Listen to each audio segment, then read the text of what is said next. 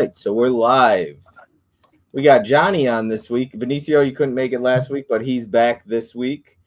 And we got a guest named Johnny. It's our first guest on this series. Johnny, what's going on, man? Don't call me a guest. You dragged me into this, Bob. Don't. You said you're doing this, fat boy. He said, show up or die. Yeah, something like that. Yep. You'll get April to beat me up if I don't show up. I probably would have. And you know she would listen to me and beat you up.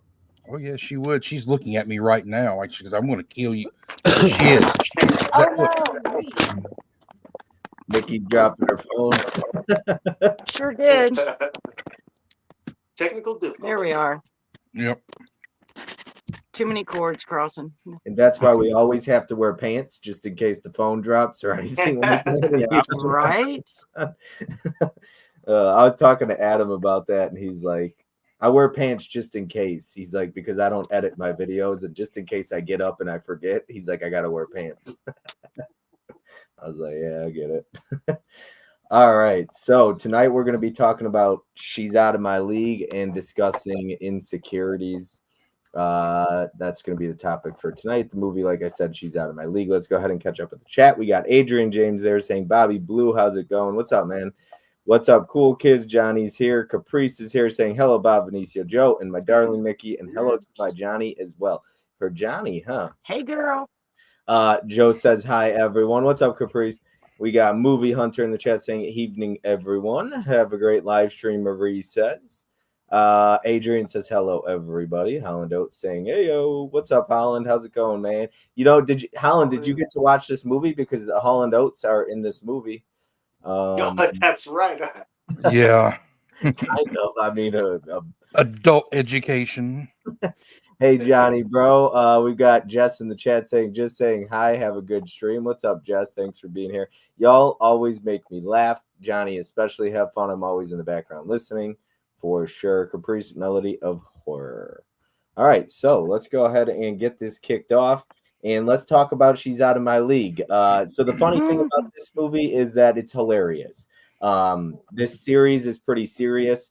We discuss heavier topics, but this kind of a movie is a raunchy comedy, and it's very funny, but it's done in good taste, I would say. So you guys want to dive into what were your thoughts on She's Out of My League? Benicio, I'll let you go ahead and start this off. I love this movie. This is the one that I remember during the time when I was collecting pretty hardcore. I remember I didn't see this one in theaters, but it was the time when it was like every Tuesday movies come out. I just get everything that came out, and this was one of them. So that's kind of how I discovered this movie, and I've loved it ever since. You know, it is relatable. They do take things though to kind of an extreme, but you know, you've at least either been through some of those experiences or known somebody that's been through those kind of experiences. So it is very relatable in the sense. So I love that movie. Yeah. Anybody else, Johnny, or anybody? I was gonna say, I feel a lot like Benicio. It's a fun movie to watch. It's relatable in some spots. They don't make raunchy comedies like that anymore. More movies nowadays are more PC, more friendly. So it's a film that I've always enjoyed watching, and I just got Marie to watch it today. So Nice. and she really enjoyed it. Hell yeah, it's funny. All right, Nikki, what about you? It was a first time watch for me, but I mean, I laughed. It was great. Nice. For sure. And how about you, Johnny? Johnny on the spot. All right. I liked it the first time I saw it when it first came out. You know, I rented it on Blu-ray because I didn't go watch it in the theater. Mm-hmm. And having rewatched it, I thought it was okay. Yeah. Oh, I've got issues with it. Oh, we got problems. Johnny. Uh-oh. All right, go ahead. What were your problems? I didn't care too much. Well, it's not really to care that much about the Alice Eve character. It's just there was I wasn't given enough to care about her. Molly? Yeah. Okay. I want to know her backstory a little bit more. I wish I would have gotten that. And it seemed to. Are we going to deconstruct all of this? No, so the way we kind of structure it, and it's all over the place, right? A little bit, but Okay. we try and talk about the movie for 45 minutes or so. Just catch up with the chat, discuss the movie. We'll go back and forth, bullet points, any quotes you have, anything you want to talk about. So dive into it. We can bounce off each other. I don't want to tear the damn thing down. I mean, because I'm well within my Yes, right. you I do. Yeah, you But- do, Johnny. Yeah, you Yeah. do. Tear it down. Go ahead. Let's hear. I mean, it does do a good job of explaining the insecurity of specifically males and what goes through their mind as they're breaking everything down when they feel like if something is too good for them, they will try to like self-sabotage themselves. It does a good job of that from the male point of view. But again, they're glorifying the women in this, making them like the object of desire in this, and I had issues with that. Okay. Like the whole ranking system shit. Oh yeah, I got. Yeah. So I actually wrote down right here. I hate the rating system. I don't like when people do numbers. She's a 6, he's a 10, he's a 7, I'm a 4. I don't like that. I've never liked it. I don't. I feel like our generation, mine, well, Vinicio, our generation probably started the whole ratings and rankings. But No, But you that's know been you know what around. though? When That's it been comes around to the forever, ranking though, right. what the other guy said is like, it could a 10 could be different to somebody else. So what's Yeah. a 5 Right. to you could be a 10 to me. So Yeah. it's like, no matter what somebody ranks somebody as, there's always going to be that one person out there that thinks that person is way more, Yeah, and you're like he says at the end, kind of. He's like, you're a 10, Kirk. He's Yeah. like, because she sees you as a 10, you're a 10. Then that's all that matters, Exactly. kind of thing. It is. But yeah, I don't know when it started, but Nikki said it's been around for a while. Yeah, Yeah. it was around when I was a kid. Okay, yeah. So I have no idea. I just don't like it. I've never liked it. I think it's corny, but kind of mean spirited. I don't like it. Then you talk about judging people and stuff like that. That's what the number system does. It could really hurt people. I like this movie. I love this movie. I watched it in theaters. It's one of my favorite raunchy comedies, but I also like that it's done in good taste. It's not a raunchy comedy with just a bunch of nudity and sex and disrespecting people and all that stuff. So I think it's done in good taste, and I really like that about it. That's what my dad always says. It's done in good taste, though. So that's what Yeah, I like. It is. it's not demeaning to any of the characters. Right. Right. Yeah, and it's I mean, really it shows funny. you. It shows you like a group of guys being a group of guys, and a Mhm. couple of girls being a couple of girls. And I So, actually really like that about the movie too, is this movie really shows you, like, beyond the dating and all the numbers and out of your league and all that stuff, like the bromance between the four of them. It's like is really close. Like you get to see what true friends really look like. Yeah. And they bust each other's balls. That's what friends do. Lord knows And shave them. me. And shave them. Yeah. They get in that taint, I'll tell you that much. Yeah. But I actually wanted to say one of the things I wrote down was here's the quote. There's no way in the world Molly is into you. And I wrote down, like, friends that don't believe in you or want what's best for you, you need more supportive friends that build you up. And I felt like his friend Stainer at first especially was maybe jealous is the right word too. Like that's a part of it. But it bummed me out a little bit rewatching it that, like, I felt like his other two friends were more supportive. Like the bigger guy was like, yeah, Kirky, yeah, Kirkers. That shit got on my nerves real quick. Kirky. I mean, who the hell calls another Mike Kirky? That's like reserved for a mother or a girlfriend, perhaps. The same guys that named the other kid Stainer in elementary school. Yeah. Well, I mean, that was it's just Nick because he pissed himself. I mean, Kirky. That's hilarious. Yeah, that goes to show though too. Some of your friends are going to give you good advice, some of them are going to give you horrible advice. A lot of them didn't have faith in them, so they're giving them bad advice.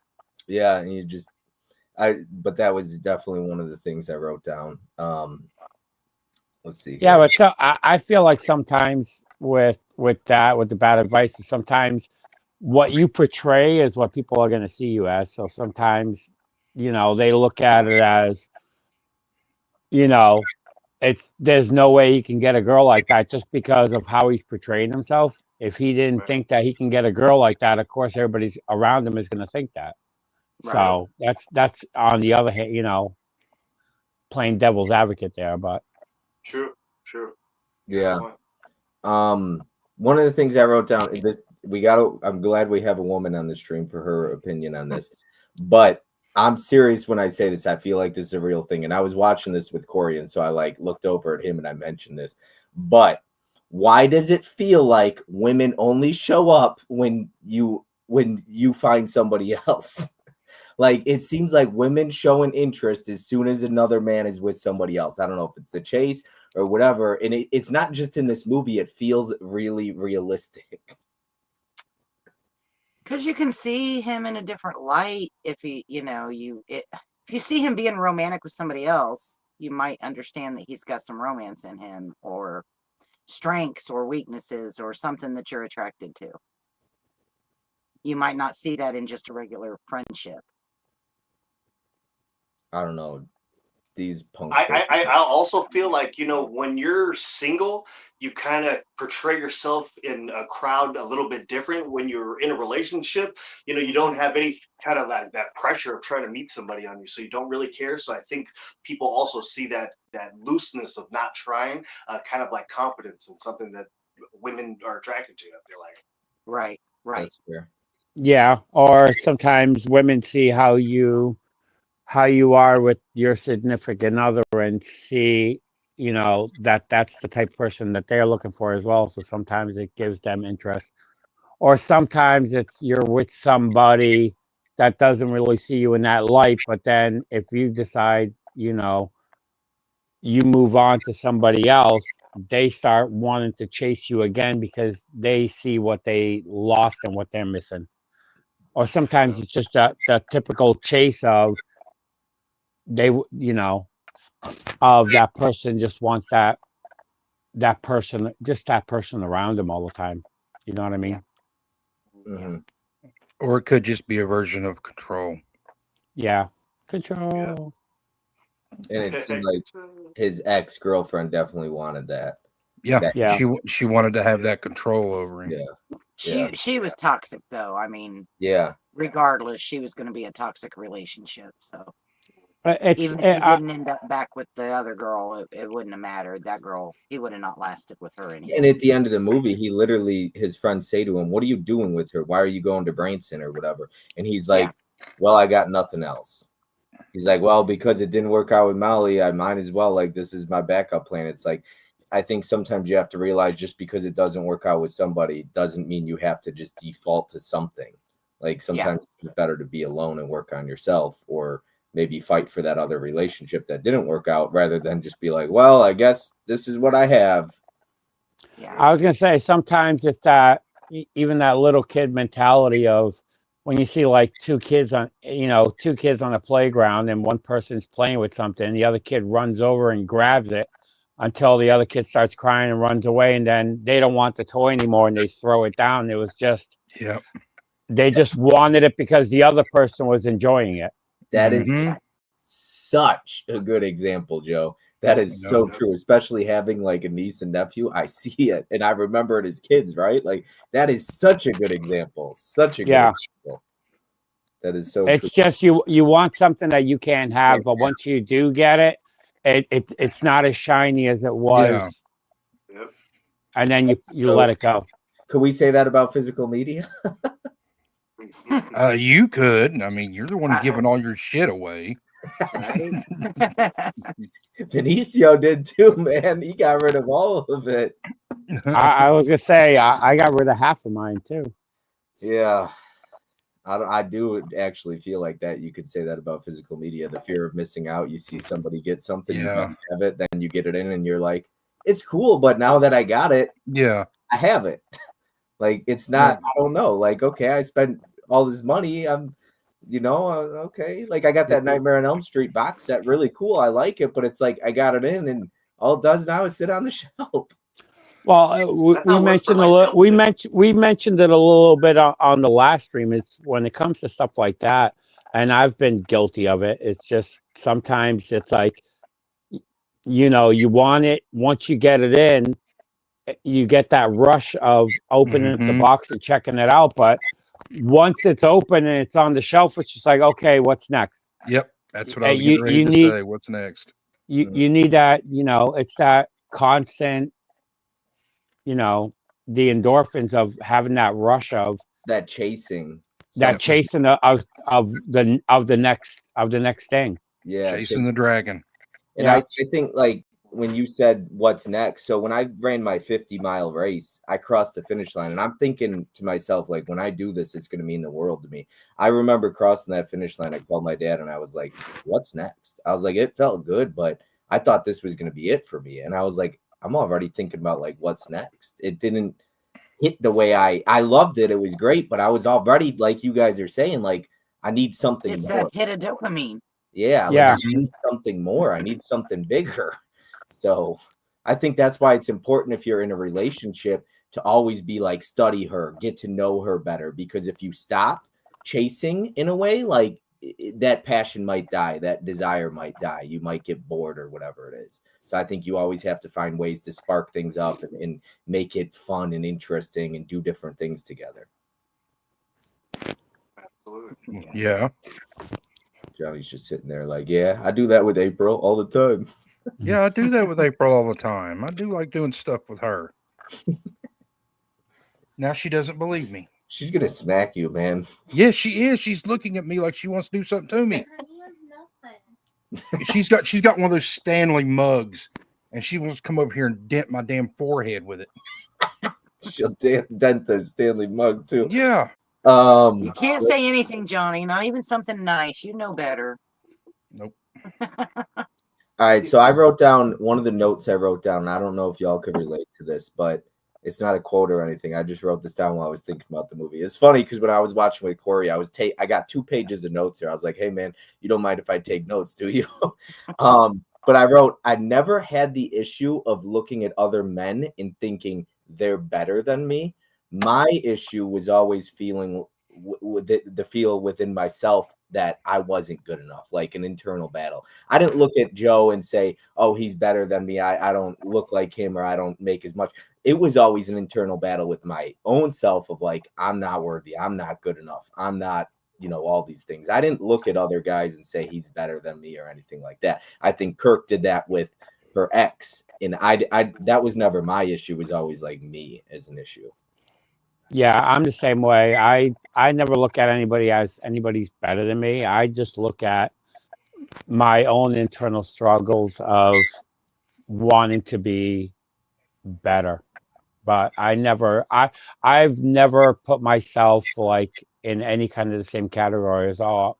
Even, you know, of seeing what other people have and wishing I can have things like that or anything. I just look at it as I do what I can. And I put my own internal goals to just make things better or make myself better. Tiny bits of progress every day. Yeah. Mm-hmm. Yeah. Baby steps. Okay, I'll just keep going. Y'all could jump in or interrupt me or whatever, talk about it or jump on what I'm saying as well or stop me. But I'm just going to kind of keep reading off the bullet points I got. And then you could touch on them if you have anything to say. One of the quotes I wrote down was when they were on their first date and he's on the date with her. And she says to him, TSA today, is there a tomorrow? And I love that quote because I think it's so important to say, like, so for me, DoorDash and Uber Eats today, is there a tomorrow? Like what's next for you? And I really like that. I like that when I saw the movie because I think it's okay to be where you're at, but it's not okay to stay where you're at necessarily. Like I think there should always be a growth mindset of strive for a better tomorrow. Like, okay, I'm here today, but is there anything I could do? And maybe that is still doing DoorDash, Uber Eats, or being TSA or something like that. But I think you should always try and grow. I think there should always be a growth mindset. Yeah, and goals. That's a question that you ask somebody when you want to know what their kind of goals are. See Yeah. if maybe even there's something you could help them with those goals to achieve them. So yeah. Yeah. When it's come to work and stuff like that, I'm pretty much happy with what I do. I'm pretty much at a ceiling of I can't go I can't go any higher than where I'm at. So I'm literally happy with what I do. It's everything else around it that I always branch out to try to do better with. How about you, Johnny? I saw your mind, the wheels spinning in your head. Yeah, they're spinning. I mean, before I started doing, for those of you who don't know, I do the same thing that Bob does. And before I did that, I mean, I was stuck. I was at Walmart for over 10 years and thinking that, yeah, I'm going to go somewhere with this. And it just didn't happen. Then I realized like I had wasted 11 years of my life trying to attain something that I knew I was never going to get. And I was just completely miserable. So I went on to this and, I'm like okay doing what I'm doing now. Um, because I do have the freedom to do other things, like spending time with April, spending time with her dad, and sometimes with my family before they passed away. And it, yeah, sometimes there are. But when I'm sitting in the car going out on a or something, I'm like, there's got to be something better than this. But I'm also given the freedom to basically do whatever I want with what I'm doing now. So yes, I'm happy, but I could be a little bit happier. Johnny, I have those days, and I think they come when it's so busy where I'm like, I could do this for a while. This is working out. Like, I love Yeah. this. And then there's those days where you're sitting in your car and it's just dead, and you're like, I can't do this. But it all averages out, kind of. Hmm. And like you said, what I love so much is being able to make my own schedule. It's like, yeah, people will say, like, you work a lot of hours, though. You would get overtime. And I'm like, well, there's two things to that. No job is going to guarantee you overtime, for one. No, And no. then number two, I was like, all I do is sit in my car. Like, yeah, I might work 60, 70 hours, but what am I really doing? I get to call Johnny and talk on the phone while he's working and while I'm working. I get to talk to Nikki on the phone or Joe. You know what I mean? Like, so, and then not only that, I could do these streams. And if Johnny and I Hmm. had maybe a real job, quote unquote, we might not be up here right now doing these streams. So I like being able to know that every Tuesday night, if I want to go live at 9 Eastern, I can do that. I like knowing that if my friends need me, I can answer a phone call, or I could even show up and be there for them. I was gonna say, since we were talking about this, when it comes to jobs, I I and me and Bob have talked about it before. I always when it comes to work, I always say, you got to strive for what you want and never settle. For me, I started working when I was 10 and a half years old as doing the paper route because my grandmother was poor. We're on welfare. And I started working to buy my own bike, my own school clothes. And I've worked since then. I've never been out of a job. And I've been with the same company now for 34 years as an operations manager. And I do government work I work with defense weapons, and I've traveled the world because of that job. So, and for free, I've been to six out of seven continents. So, if you're willing to put a lot of hard work and dedicate your time, and I lost a lot of friends, I've lost relationships, striving to be better with myself, but you have to sacrifice, especially when you're younger. You have to sacrifice to strive to what you want for the future to build a better life for whoever you're going to be with. I love. I swear I'm gonna get off topic, but I love streaming with Joe on these series. I feel like he's always spitting great wisdom. Seriously, no joke. All the time, there's so many things he says. I'm like, I can relate to that. And what you're saying, even Joe, like I've been getting back into church, like Vinicio pushing me to do that and reading the Bible and everything. It was my first time pulling out a Bible on my last video I made. And I think as I try and make changes in my life, whether that's to better myself and maybe whatever that might look like. I understand that when that happens, you might lose friends because friends might say to you, you're not cool anymore. Or, oh, you don't want to go to, you don't want to do this anymore. You don't want to do that. It's like, I definitely want people in my life. I'm not trying to change anybody, but I also want my friends to accept and say, you know what, I'm going to like, if that's the changes you want to make in your life, that's okay. And I know back when I, became a Christian, started when I quit drinking and all that stuff. And I've had conversations with my dad when he quit doing coke. My dad, like he got cleaned up with that on the roof. He was like, man, I remember telling all these guys like, no, I don't want to go out to the strip clubs. I don't want to do all this stuff. And he's like, I lost so many friends because they were like, you're not cool anymore. And it's like, you know what, if that makes me cool, I don't want to be cool anyways then. So I'd rather have people who accept me for me and are okay with who I am. But I also think it's important that I constantly want to grow. But I'm also like a leopard can't change its spots kind of thing. It's like, maybe that's true. But I also think there's room for me to grow. But like me being quirky and ridiculous and over the top and silly and all that stuff, like that's who I am. I don't want to change that about myself. Are there times I could be maybe more patient or learn to be quiet at moments? Absolutely. But like I also know this is who I am. And that's not something I want to change. Like you either accept the fact that I'm an extrovert and like to talk and or I'm not for you. Yeah. I Yeah, but totally you're agree also with a that. good listener, so that helps out a lot with that type of personality. You can turn it around and be a listener too. Mm-hmm. Yeah, and sure. embarrass me in public. You're good at that too. Well, that's his lot in life, Johnny. Yeah. That's what he strives to be better at. With you though. Well, you're not the fat kid wearing that undersized hat out in Walmart. Oh man. All right, I got another quote I wrote down here. What are you doing with numbnuts here? His brother says that to Molly's character, and so for me, and I know like teasing is important. I think that's super important. Your family's going to tease you, your girlfriend, wife, husband, whatever. I think you need to be able to tease each other. But I wrote down his own family puts him down. And it's no wonder why you'd end up so insecure. If my friends in my family constantly put me down or was like, what are you doing with numbnuts here all the time? I would grow insecurities like crazy as well. I would never believe in myself because nobody else believed in me and everybody around me looked at it like, why are you with him?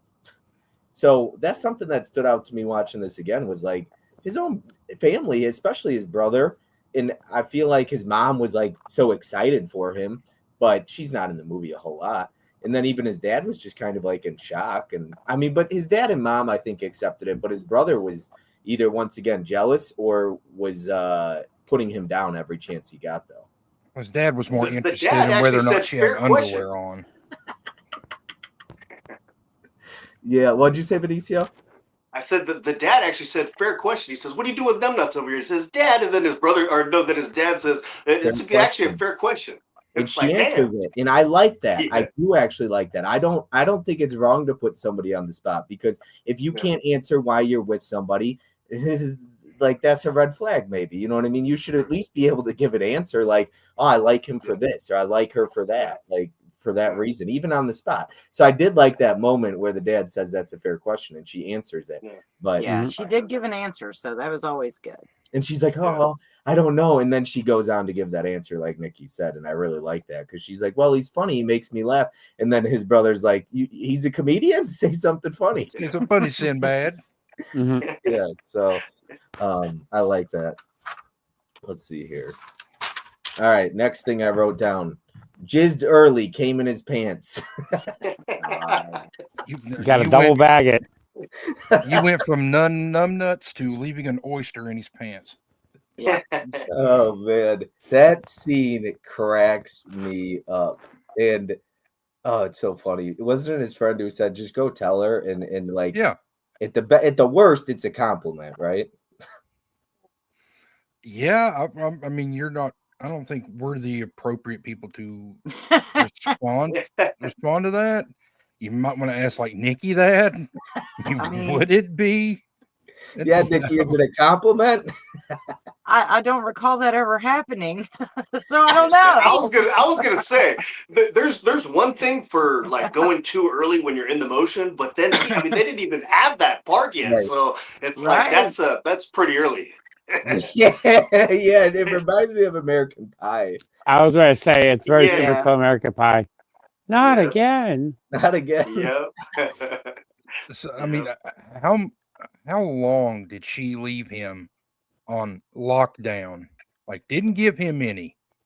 Marnie, like, did she just Oh. just deprive him of that for months and months and months?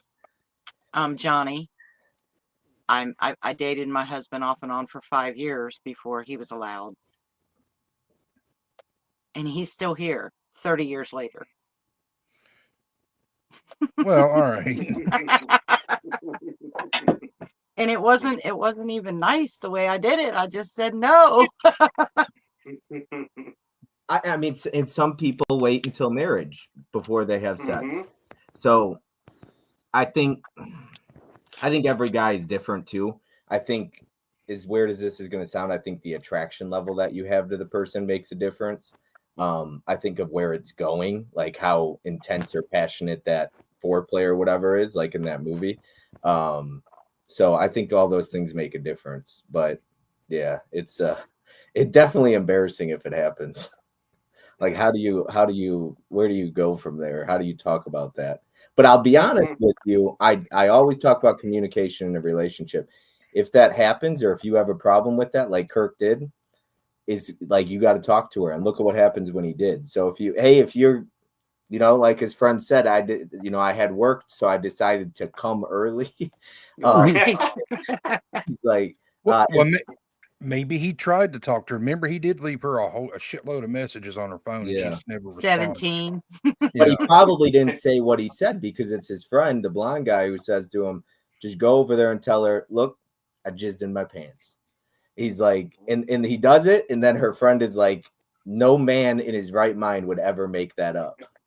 So she Right. goes and chases after him. And I mean, yeah, I think you just got to talk to your partner. I think it makes a world of a difference. Yeah, because clearly he couldn't do it that night. Yeah, exactly. And I'm telling you, if that happened to me, I'm running to the bathroom, I'm pouring water on my pants, and I'm going to be like, I'm sorry, nice to meet you. I got my pants all wet, washing my hands. I pissed myself. Yeah, I don't know, but I'm not sitting on the couch and not shaking her dad's hand on a first Right. intro. Can't do And that. the dog goes in and starts eating it. Oh, God. Mm. Gosh, it's a nightmare. Yeah, that would have been. I understand the embarrassment in it.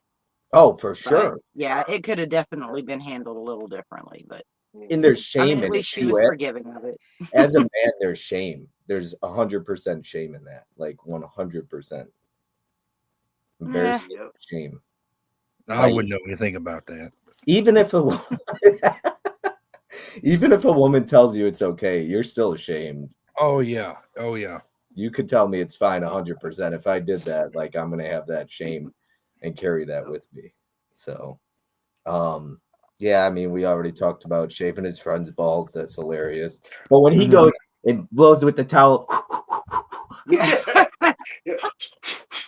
I was losing it. oh my gosh, he's like, I and was not expecting that. He's got his fingers on the door, like moving his finger up and down. I was cracking up.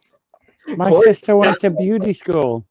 It was like he wanted to go in there and help him, like a true friend. He's like, can you lift him up?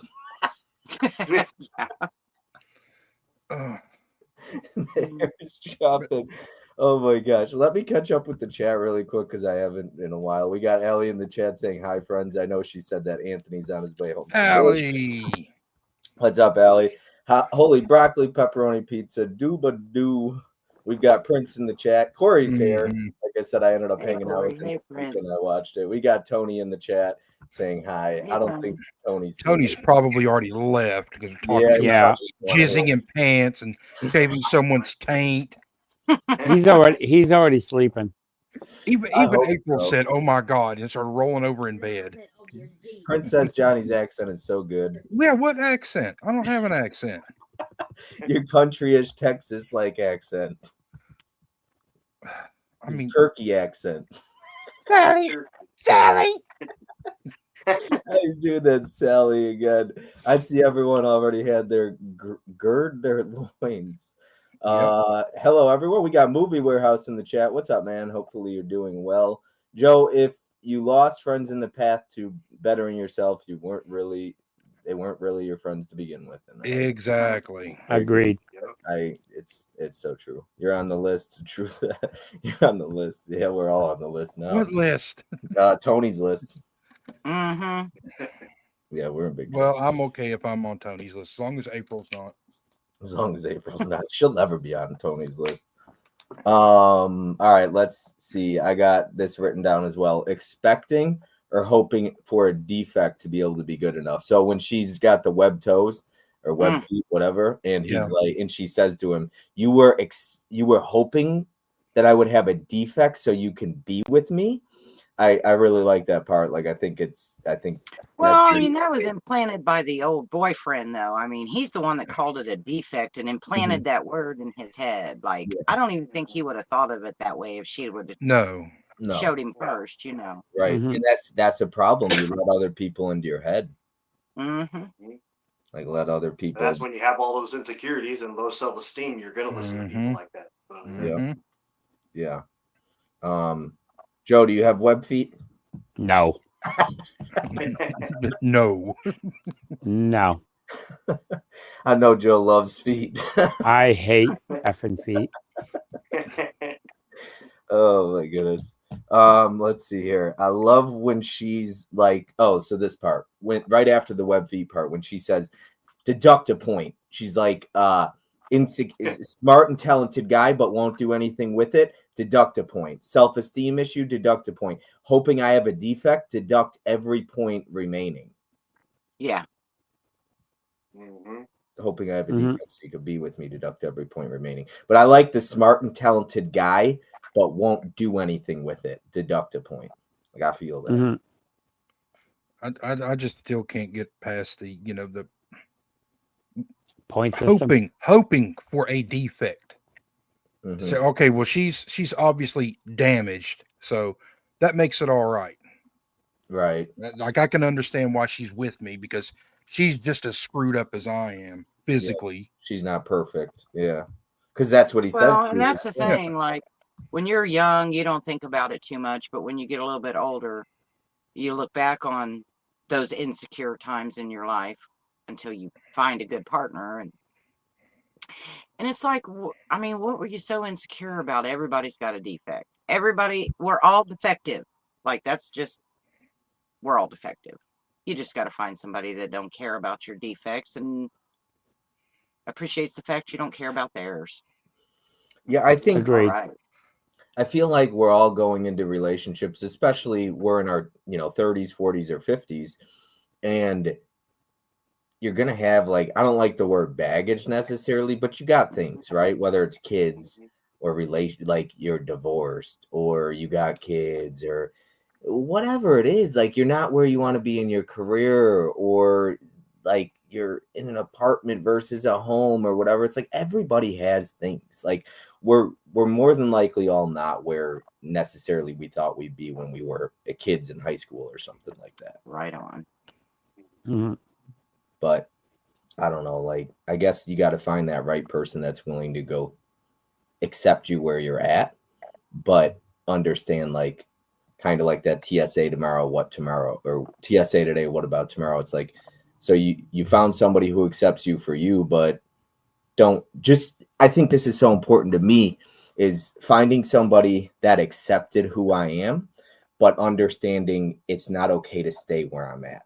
Like, she accepted me for who I am, but it's not okay to stay where I'm at. Like, still understanding you should strive to be a better person for not only yourself, but for her. Don't just be like, oh, because she accepts me for who I am, where I'm at, I don't need to grow now. That's not okay. Like, understanding, hey, I want to be the best version of myself for her. Yeah, well, people get complacent and stop growing when they think they're comfortable. Yep. Yeah, that's dangerous. I think it's important to be comfortable with the person you're with, but when you get too comfortable, I think that's dangerous. Yeah. Yeah. Well, you take advantage of each other if you're too Yeah. comfortable. And I mean, bless April, because before, when we first started going out, I was 100% asshole. I mean, after going through all the shit that I went through, and I know you want me to talk about it, but I don't know if I'm ready to talk about it with everybody else just yet. But because it does deal with, insecurity and, with, I was, not being happy with myself and what I did to myself to try to change how I looked in other people's eyes. Um, after going through all of that, just becoming a bitter human being. And then, I was, was I that bad of an asshole when we dated? You're still an asshole. Well, she says I'm still an asshole. But yeah, I mean, and then, she kind of brought out, the more human side in me. And again, it's still, like you said, you don't want to get complacent. I'm still learning how to get better each day. But yeah, that looking for a defect, every day, as you said before, Bob, not liking the person you see in the mirror every day and wanting to change that. And yeah, I've had my experience with that, and it almost cost me dearly. And yeah, I don't want to have to go through that shit again. I'm going to get off topic, but I'm going to talk about Johnny. We got Corey saying, haha, I love April. I've had the chance to meet Johnny now twice in Tennessee and April with him. And we've talked about this before on, I think, the stream last time we were live. Behind every great man is a great woman. And, today the words get twisted up like they, feminists don't like that saying, I guess. But I think I get to see like I feel like I'm sure Johnny would agree with me on this. Everything good in Johnny, a lot of that comes from having April by his side. Did you hear that? I heard it.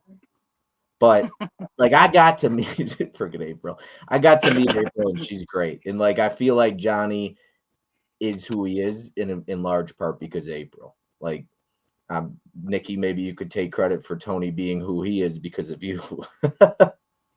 Well, I mean, I think once you have somebody that accepts you for you, is willing to grow with you, stay with you through anything,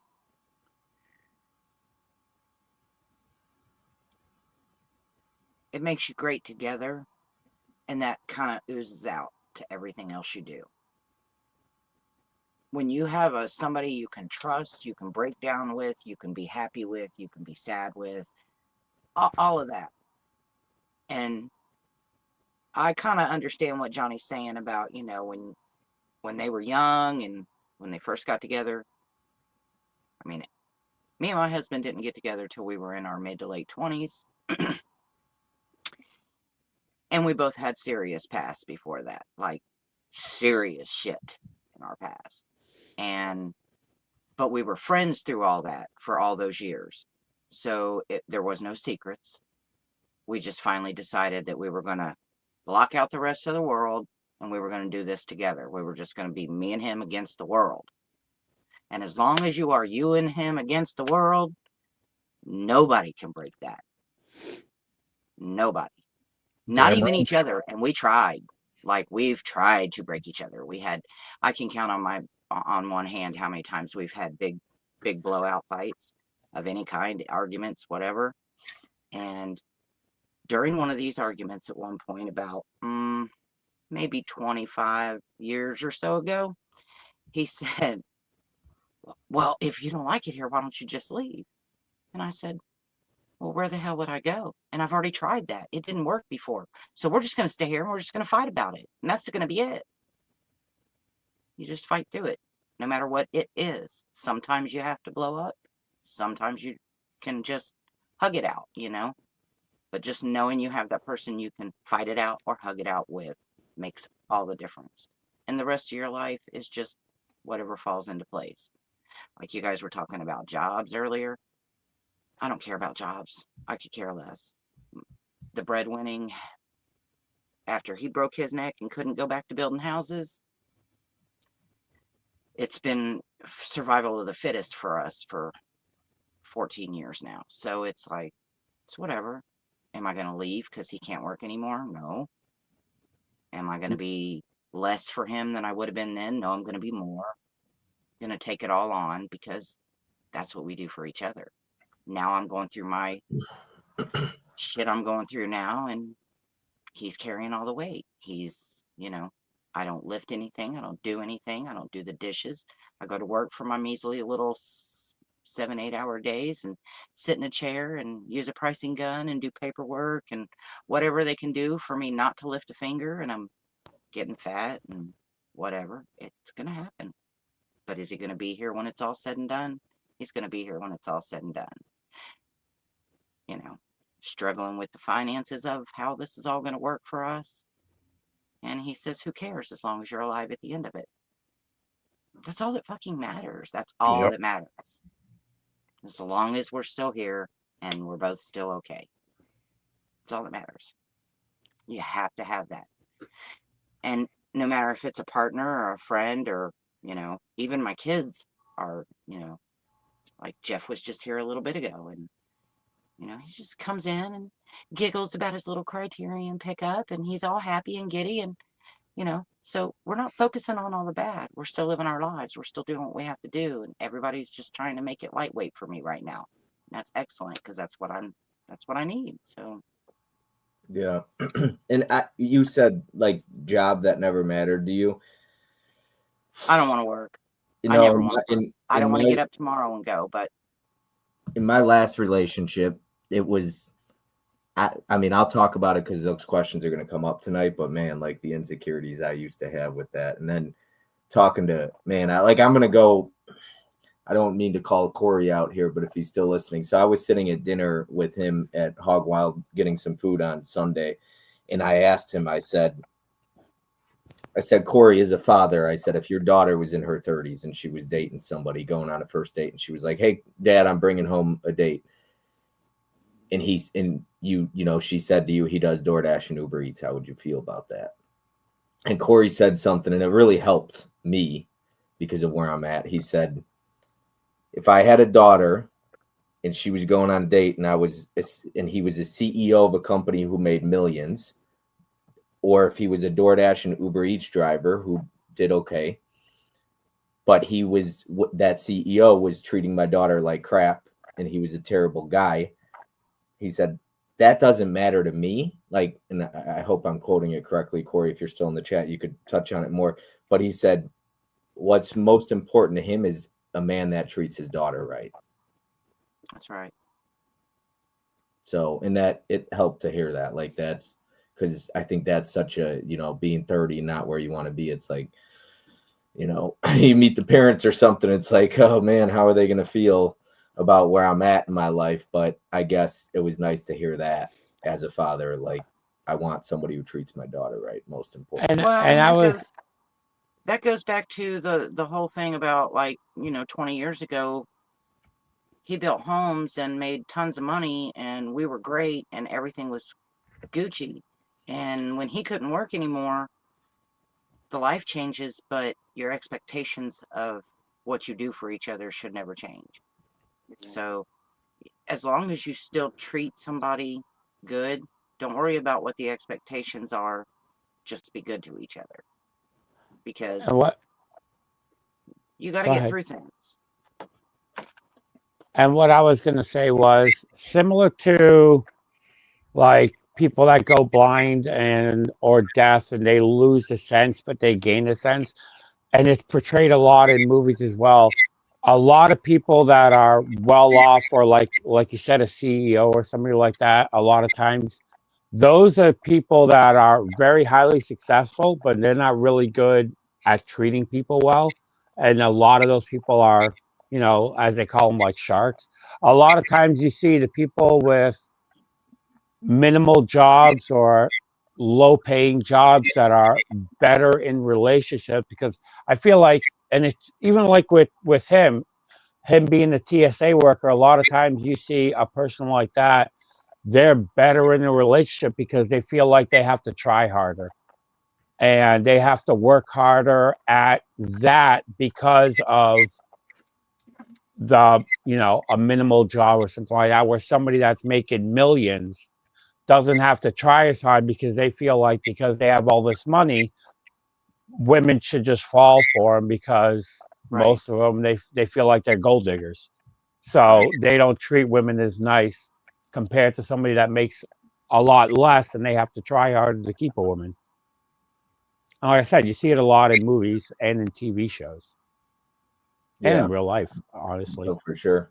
I'm gonna two more things I got written down. If you have anything you guys got, I wrote Kirk definitely pushes her away, and I wrote I've been there. Like Johnny had mentioned earlier, self-sabotaging. Like I've done that my whole life. Like I'm not, whether it's an insecurity, I'm not good enough. You just kind of push somebody away or self-sabotage the relationship from within of like, because it gets in your head. I don't know why this person's with me, or like I don't deserve her or anything like that. So it's easy to self-sabotage and just think like, also for me, it's like just being single most of my life and not understanding how to be in a relationship. Like it's almost a scary thing. It's like, I can't do this. I don't know how to do this. I'm better off alone. And then you like self-sabotage. I did it a lot. Well, I mentioned it on another stream. I've done it when I was younger a lot for the sole purpose of, like I said, because of what happened with me with my parents. I always felt like the woman's gonna leave sooner or later. So when things got too good and before my feelings got too strong, I felt like it's time to end it before it hurt. So I always ran. I was like Julia Roberts in The Runaway Bride, or like Forrest Gump. I just took off running because I never wanted anything to be too good because I felt like it's all going to vanish sooner or later. I always looked at it with most things in life that it's just a ticking time bomb waiting to explode. Yeah.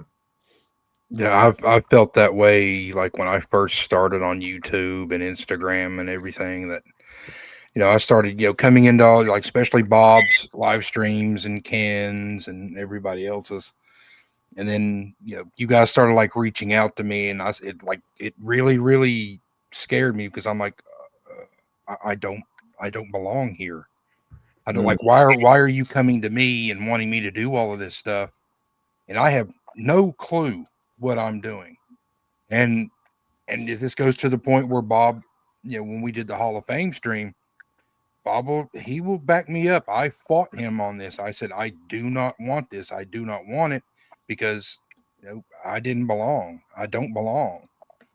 And even to this day, I mean, there are instances where I'll look at like Instagram and I'll go to my other Instagram account. Like, I can't get on Instagram because to me, it feels like, yes, I have all of these, people who are like following me or something, but it doesn't feel like it's earned or if it's genuine. So you And feel like it's an imposter syndrome? yeah, I do feel like sometimes like I'll be talking about a movie or something. I'm like, yeah, I know, I belong here. But when I get something else and I start in on it, I'm like, what the hell am I doing? These guys are going to figure out that I'm, talking out of my ass or sticking my hand in it, or, they're going to figure out that I'm a fraud. And I just need to go ahead and cut loose, walk away before, people find out that, I don't know what I'm talking about. When in reality, sometimes I actually do know what I'm talking about. But I guess it's that fear of someone questioning you about something and you're like, and you stammer, like most of the time I do. But yeah, it's just that fear of like not belonging and not appreciating that, or not realizing that people want you around, and where you've been hurt so many times throughout your life, you're just you're unsure of it. You're a cynic, and you kind of just want to get away from it. And even as far as I think 2 weeks ago, I was going to walk away from all of this shit because I don't belong here. I'm not as kind of cool kid Johnny. You're like not like I don't belong here. That's why I gave it up. That's why I started doing things differently now. I don't talk movies as much. I wanted to pivot and divert a little bit into what Johnny's talking about to talk about those things, to talk about real life topics. Like, I think the movies are fun and everything, but I've always said I care more about the movies than I do the physical media. And I, I wanted, like, we're still talking movies and everything like that, but I want to talk about real life issues because we all have them. And I think sometimes I look at our community, how many people really get really deep and do something like this. I just can't think of it. And I think to Vinicio, like, he changed his channel's name and he wanted to start doing things differently and talking about, like, some of your, like, where you've been in life and God and, like, your relationship and all that stuff. And is that something you still think a lot about, Vinicio? Oh, it is, but it's also, on the topic of this, something I'm very insecure about, and I don't have a lot of confidence in. I literally have footage that I've been sitting on for a while that I need to just look through and edit. And, it's such a huge change that I don't know how the reaction's going to come. So there's an insecure within that that's actually been holding me back quite a bit from that. So, yeah, in the Makes and process I, of working through that. and I was gonna say, similar to Johnny, it's like some of the how we talked about before. It's I walked away from YouTube and everything because how we talked. Me and Bob have talked about it. Not on streams and stuff. I always felt like the way the collector community changed. That sometimes I feel people are more like uh, a baseball card collector. That it's about the shiny packaging and the big boxes. And me, I've always been about the movie. Why I buy every format that ever came out, and I care more about what's on the disc than what's around the disc. And when I started doing YouTube or Instagram and I show stuff and people are like, "Oh, why are you buying this?" or "Why didn't you buy it in this format?"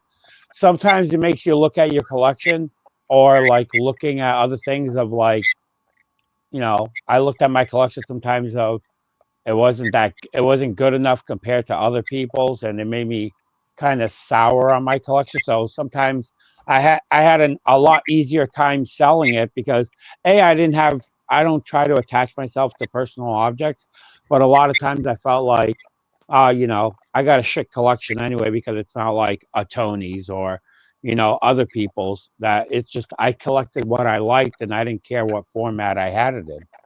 But sometimes, things like that, you look at yourself how other people's look at you, even though you never felt like that until you actually seen it. Mhm. Yeah, Yeah. you're actually right. That is kind of a insecurity, I guess, that I had when I was collecting also and doing that kind of stuff. Is that it's like you do compare to other people's, how many things they're able to get, how their production value is, whichever things may be like that. So it all does kind of start getting in your head a little bit sometimes. So yeah. Yeah. The last quote I have written down, and we could dive into the questions because we're at an hour anyways, and I got to catch up with the chat. I wrote, and this was Anthony's quote. He talked about it 2 weeks ago when we did our stream, Johnny. You were plenty good enough for me. You were just never good enough for yourself. Anthony had said that a couple weeks ago on the stream at the very end when he's talking to the girl at the fry counter or stand or whatever. And she says to him, he's like, "Why did you break up with me? Were you too good for me?" or something like that. And she says, "You were plenty good enough for me. You were just never good enough for yourself." And I was like, and that hits hard. Like, yeah, just I think it's important to understand, like, your self-worth. And I think that this movie touches so much on the self-worth and insecurities. And I'll talk a lot about, I have some questions involving self-worth. So And yeah. I was gonna say that's one of my favorite lines in the movie because it's a thing. It's something that I've never said out loud, but it's something that I always think. I Because I have a son, I never want my son to see me how I see myself. and that's one thing that I always strive to do is, I love how my son runs to the door to me, brings me something to drink, and he's happy to see me. But I never want my son to see me through my eyes. So it's something that I strive always to never have him see that. Well, you want better for your son. You know, I saw a reel recently. It was I sent it to Johnny. I think I might I have just sent it to you. you sent it to me. A father, the only person that wants so your friends never want to see you better than them. The only person in your life that will ever want you to be better than them is your father. And I was like, that hits hard. And then I sent it to Johnny. He's like, it's true. And I think I look at that of like a Joe. It's like he's always talking about how he wants his son to be better than him. Yeah. I do everything for my son. My son, I want him to be way better than me. I work my ass off so he has everything that I never had. Yeah. All right, I'm gonna catch up with the chat and we could go through the questions if you guys are cool with that. We've got Caprice saying the right person, your person, will bring out things you didn't know existed within yourself. Jeff is in the chat saying, been watching on TV, Johnny and Joe together 2 nights in a row. Yeah, you guys did the Harry Potter stream yesterday. Who won, Harry Potter or Lord of the Rings? Harry Potter, of course. I didn't do that shit. He didn't. I did. Johnny and Joe. It says together 2 nights in a row. I don't know. Hey, Jeff, we've got Anthony saying, what's up, everybody? Just I've been listening and making dinner at the same time. I've been loving the conversation as always. What's for dinner, brother? Hey, Corey, thanks for being here, Anthony, by the way. We got Planet Mondo just tuning in. Good to see everyone. What's up, Mondo? I hope you've been doing well, man. Mondo? We got Vin saying the drive to be the best version of yourself has to be self-focused, which sounds obvious. Never do it for someone else. Self-respect is essential to have a healthy relationship. Absolutely. Yes, sir. What's up, man? Money does corrupt people too, and you can see the worst in some people. Yeah, yes. Me. The divorce rate is higher than ever. 70% of divorce proceedings are started by women.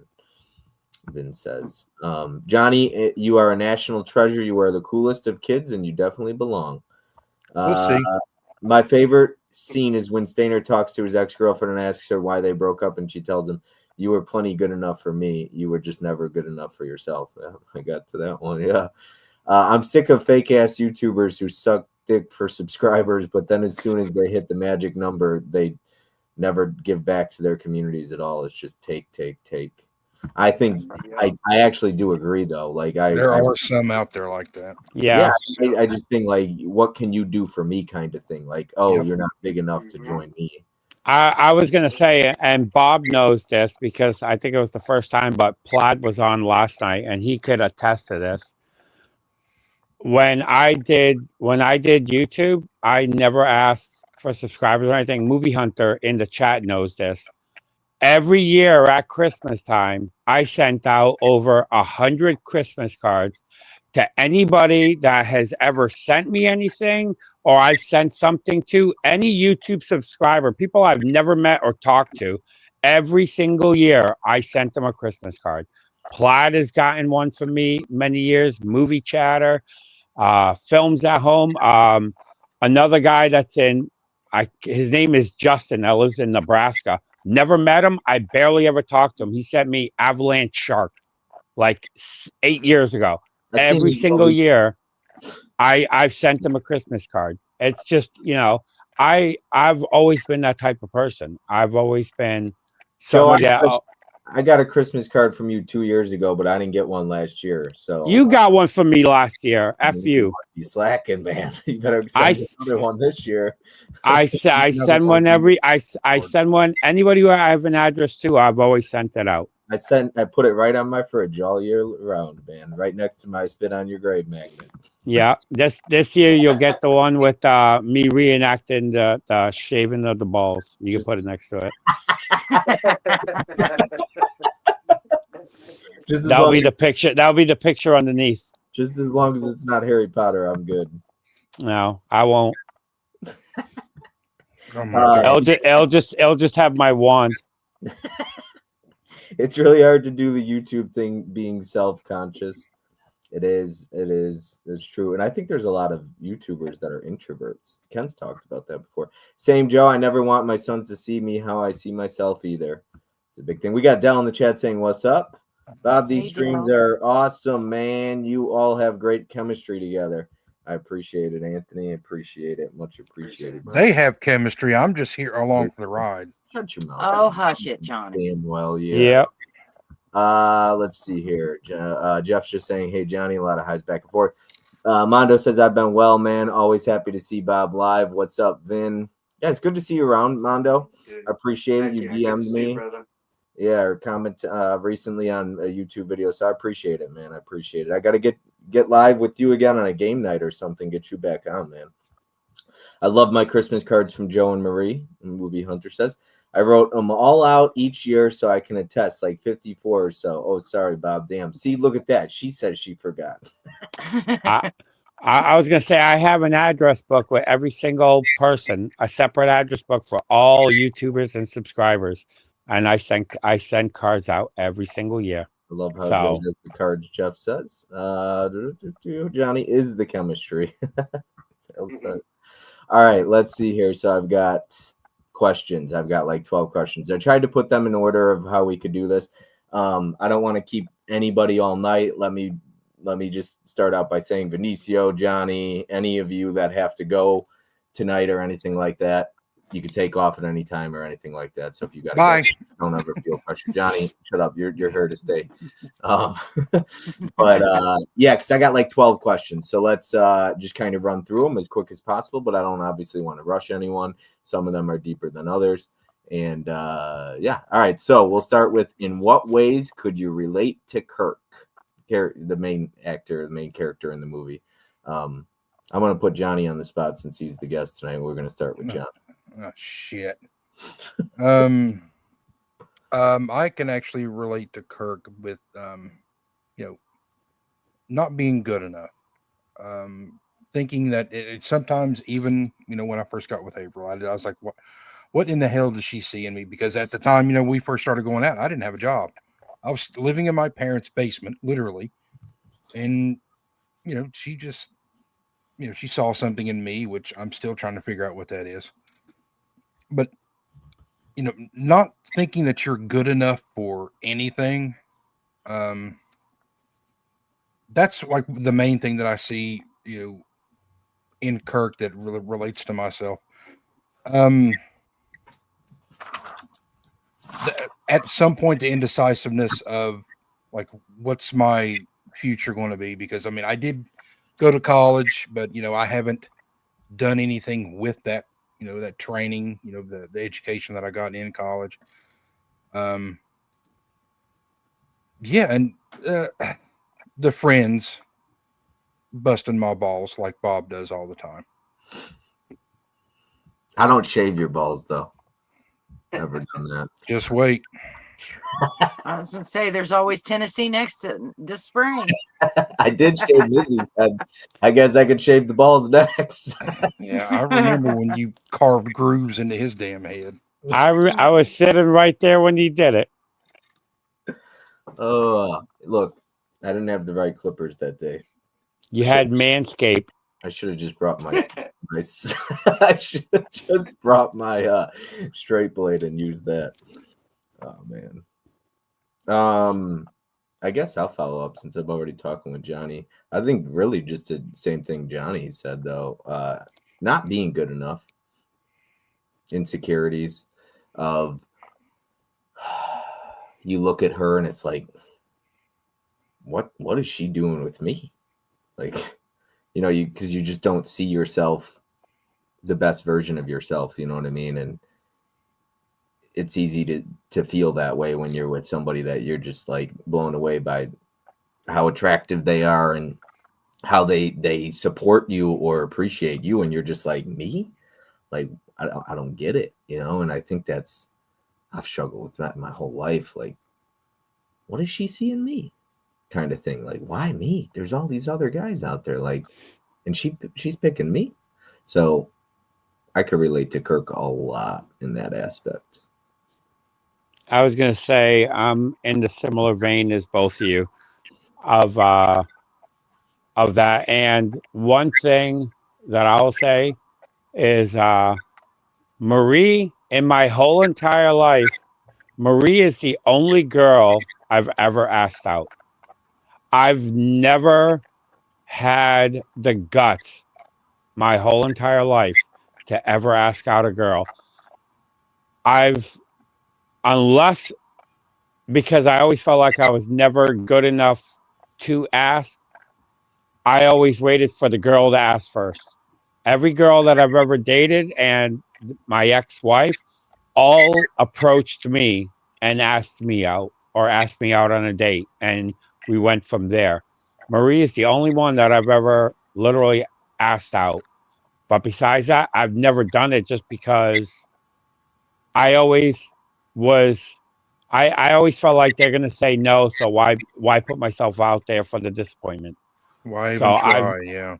Yeah. I've never done it.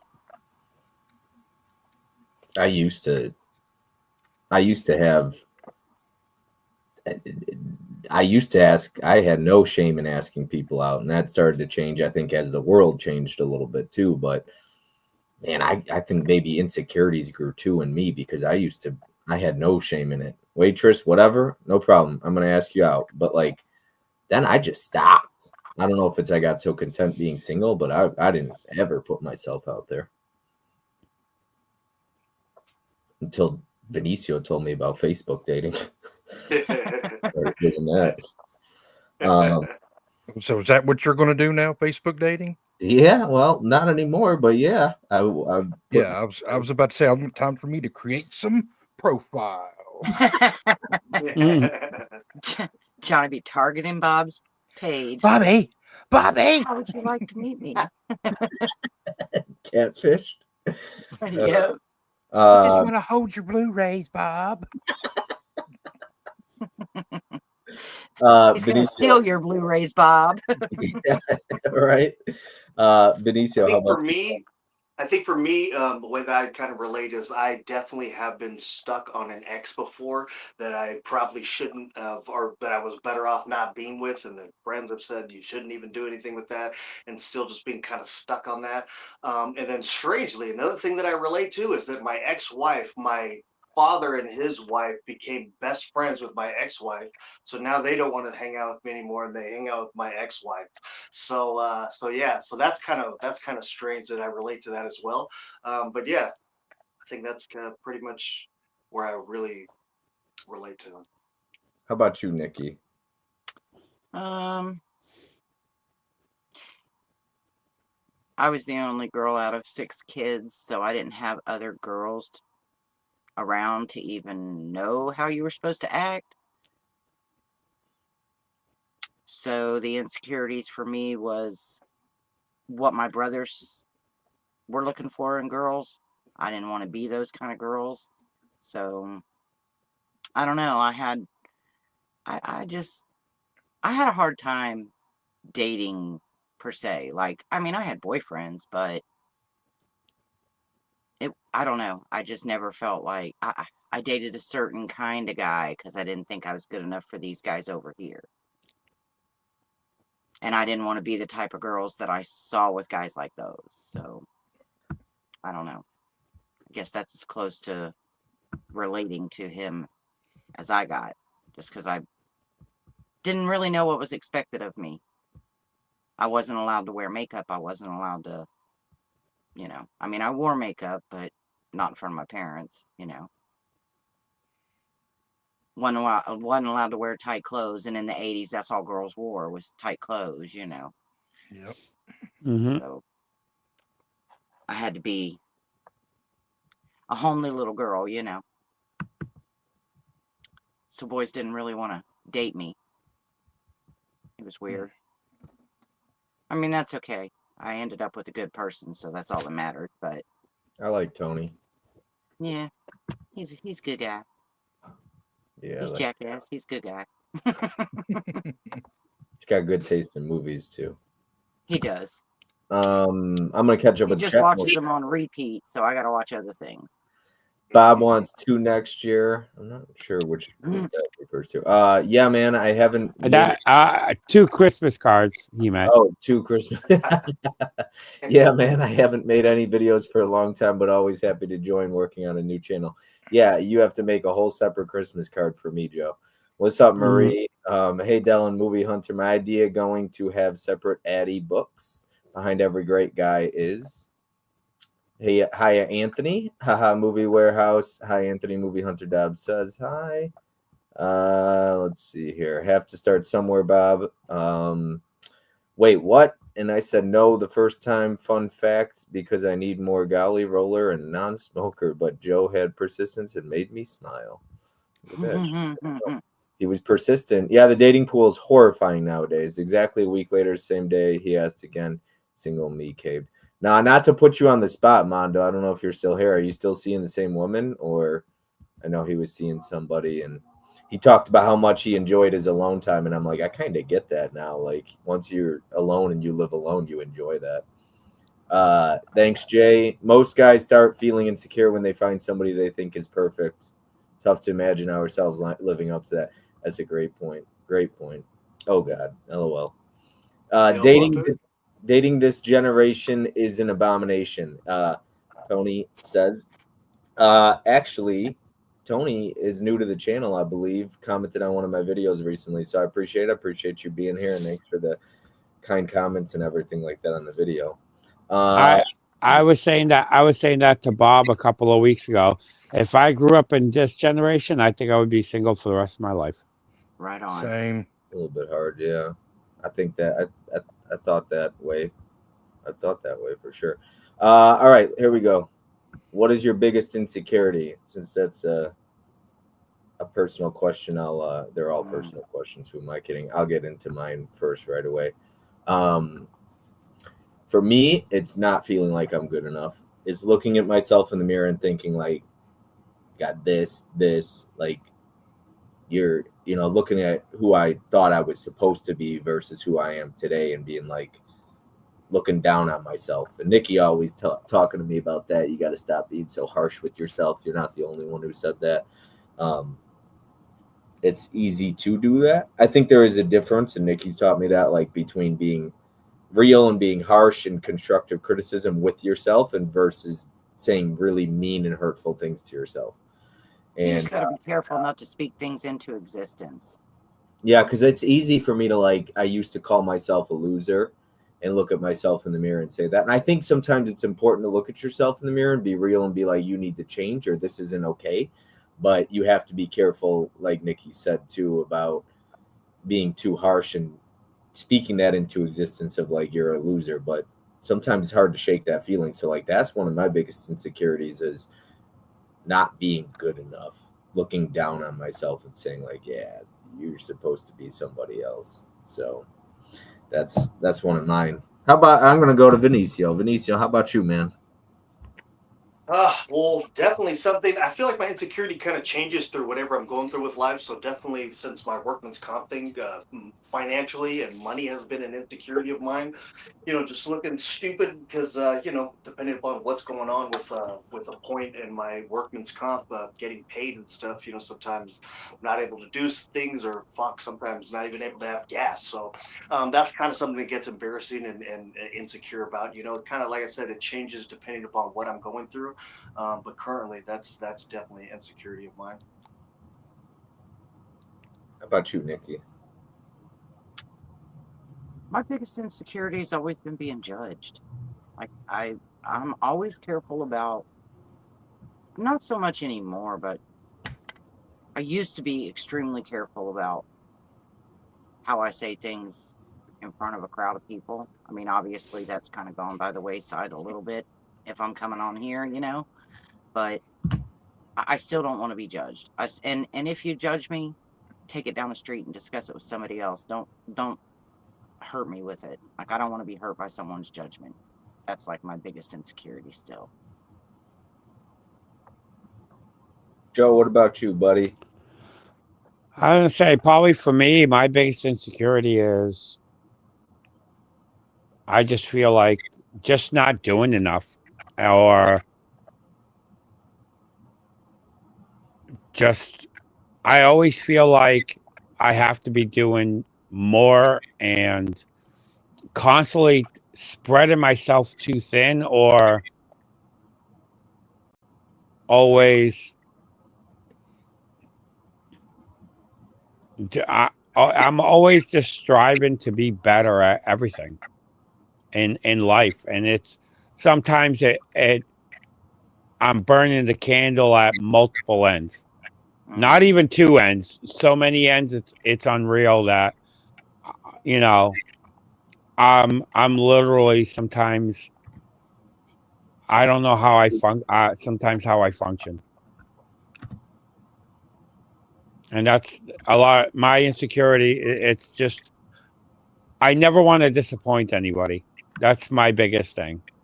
I I never want to disappoint anybody that's around me, or even close friends or anything like that. I always feel like, because as I've said many times, I am the bottom of the food chain with everything. And even though, some people, Marie always says, don't say that, but it's how I feel. I put myself last before everybody else, and I'll do everything I have to do for anybody else and put myself last. And that's my biggest insecurity, is letting people down. Mm. And that's the thing that hurts me the most. If I let anybody down, that's what kills me. So that's my biggest insecurity, is letting anybody down. Yeah, I that's a big one. That's like I'm always talking about, Joe. Always with the words of wisdom, the hard hitting stuff on here. I always feel Yeah, like too that's like an insecurity also of overthinking, because I overthink things too, and Mhm. sometimes I mean because you're not letting anybody down, but that thought of feeling like you are even when you're not, it's like a overthinking thing. I'm the biggest overthinker, Benicio. Yeah, me too. I do the same shit, man. Get in your head. Holy cow, Yep. that's a good point. Johnny, you're an overthinker, aren't you? Yeah, which plays into what my biggest insecurity is, and it.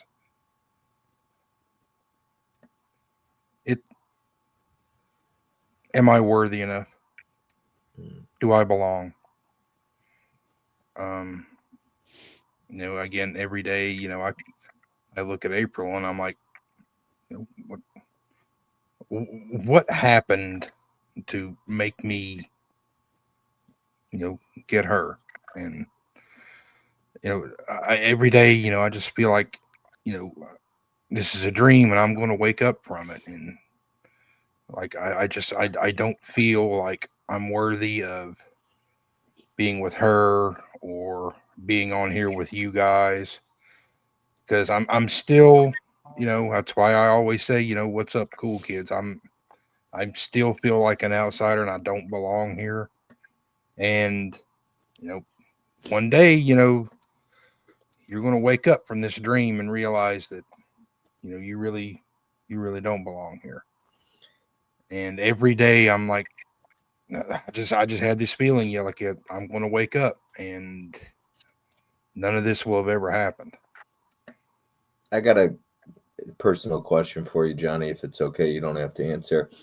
With that insecurity of what you had said, not to get on like love languages or anything, but is it important for you to hear how April feels a lot then? Yeah. Yeah, that's how I feel. Like in a relationship, I need to know how the person I'm with feels. Like that's just important to me. And in my last For sure. relationship, I didn't get that. And I always wondered, is that an insecurity that I want to know how somebody feels? And I remember having a conversation with a friend, and he's like, no, I don't think it's wrong as a man to want to know how the woman you're with feels about you. If Mm-hmm. that's important to you, then that's important to you. Yeah, Yeah, it's I don't think it's an insecurity, but when you have it, you realize it's a security. Mm-hmm. yeah. Mhm. Yeah. So And that's it kind means of the the world. opposite. It means the Yes, world yes. to hear those. Like it just like you said, it adds security is the best way Yeah. of putting it. You you feel safe. It's like it's weird. Like it's like when you get that that validation, it feels like you can take on the world and nothing's going to stop you. Yeah, yeah, amen to that. I mean, totally, absolutely, great point. That's why I like doing these streams because y'all are always spitting this wisdom. All right, I'm gonna catch up with the chat here. I'll be right back. Is this a free therapy stream? Got Tom Cruise in the chat. Dating this generation. Yep, we This already is did that. Bob's therapy stream. Yeah. That's where good friends come into play, making you not feel like you're not good enough. Yeah, and I think that's why, like, I talk about this all the time. It's so important for me. Like, words of affirmation is so important to me, and that doesn't just have to be in a relationship. It's important for me with my friends, and I'm big into letting people know. Like, I can be hurtful because I'm so blunt, but I also like to let people know. Johnny's shaking his head like, yeah. Yeah. But I also think it's important to let people know, like, I'll tell Vinicio, like, hey man, you're a good dad. Like, even though you go through struggles and things like that, and your kid's not, that's a whole thing. But like, I got the chance to see you in action, like not in person, but like through social media and posting videos and pictures. And I think it's important to let people know, not just fathers, mothers, everybody. Like, that's why I like to big my friends up. Like, hey, you look good or whatever. You know what I mean? Like, I think it's important because you never know what somebody's going through. And like Johnny said, that validation makes you feel like you can take on the world. Mm-hmm. Absolutely. Always thinking the worst is going to happen is a big insecurity as well. Yeah, that's true too. Yeah, that's a good point. You belong, Johnny. I remember when you first started your channel and everyone quickly warmed up to you. Genuinely nice dude. That's what I say too. Nice dude. Plus, We love you, Johnny. aliens are coming soon, so none of us might be alive. Yeah. Oh, yeah. Exactly. And me being a nice dude, that's kind of a stretch. You're mushy. I told, was it Nikki on the phone yesterday? I said Johnny wants to put on this hard persona, but he's really mush. Yeah, I know. We can tell. We can tell. Yep. We live in a country with no real challenges in life beyond the ones we create. Count our blessings, but wake up each day with the mindset to do something difficult. It's good for brain chemistry. Mm-hmm. I see that on Facebook all the time, Mondo, where it says, Jeff says, I've been on the receiving end of Bob's buildup, and it really does feel good. And you need to hear it, Jeff. And like, I don't know what Jeff hears. I don't know if Bree tells him it. I don't know if Nikki tells him it. I don't know if his kids tell him it. So, and I don't know if his friends say it. But I've got to see the father Jeff is in person in North Carolina. And Johnny, you did too, because you were with me. And It made me sit on the couch. I had a cat hair on it. that cat sitting next to him. I still got that picture. But like, I got to see the way Jeff's kids interacted with him and how much they loved him. And Yeah. that's undeniable. Like, you could see that. And so it's important to hear that. I agree, Vin. With Vin, I grew up in Iran as a kid, so we definitely take our blessings for granted here. Mm. Yeah, that's true. That is true. True. Easy to do that. All right, let's see here. We have got a couple more, like I said, probably 8 or so more questions. We'll try and run through them.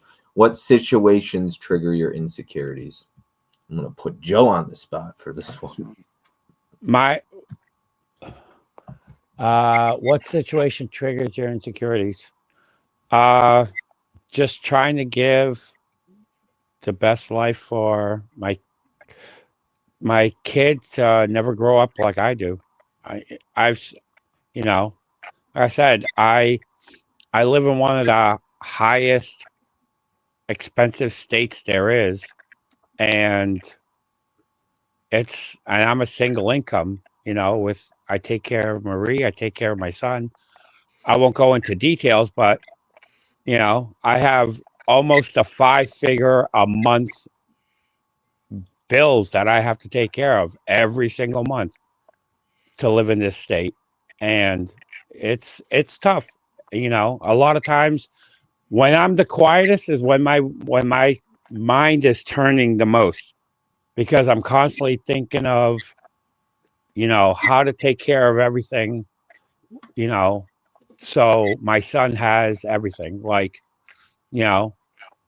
when things break around, like we just had our washer break last week, and it's like, okay, I got to take care of this, I got to take care of that, I got to work, I got to take time off from work to bring my kid to the doctors or anything like that.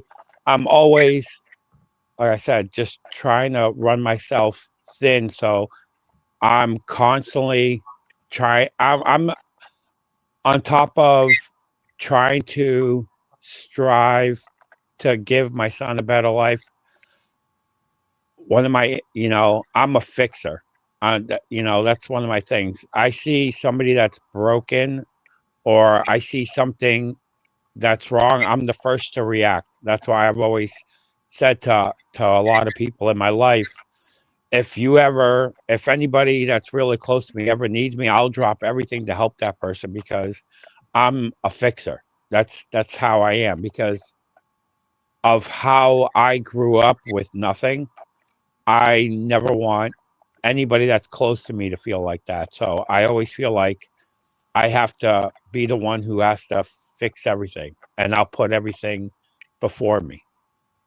You know what I mean? So it's a constant it's a constant struggle that I deal with to this day. You know what I mean? I'm Maria a lot of times says to me, "Why are you so quiet?" Or I'm just sitting there, and it's just my wheels are always turning of how can I improve any kind of situation that's around me. So I'm always trying to think of better ways or different things to do. And that's an insecurity that I deal with all the time. It's just trying to strive to be better. And sometimes it's tough to deal with, because I feel like I don't want to fall flat on my face and let anybody down. Joe, I can agree with the wheels in the head spinning and everything. I was like last week, I think I was a little distant from someone, and like you guys always tell me, like, it doesn't take long to send a text message, because I could be bad about responding. Johnny, you get it. And Nikki.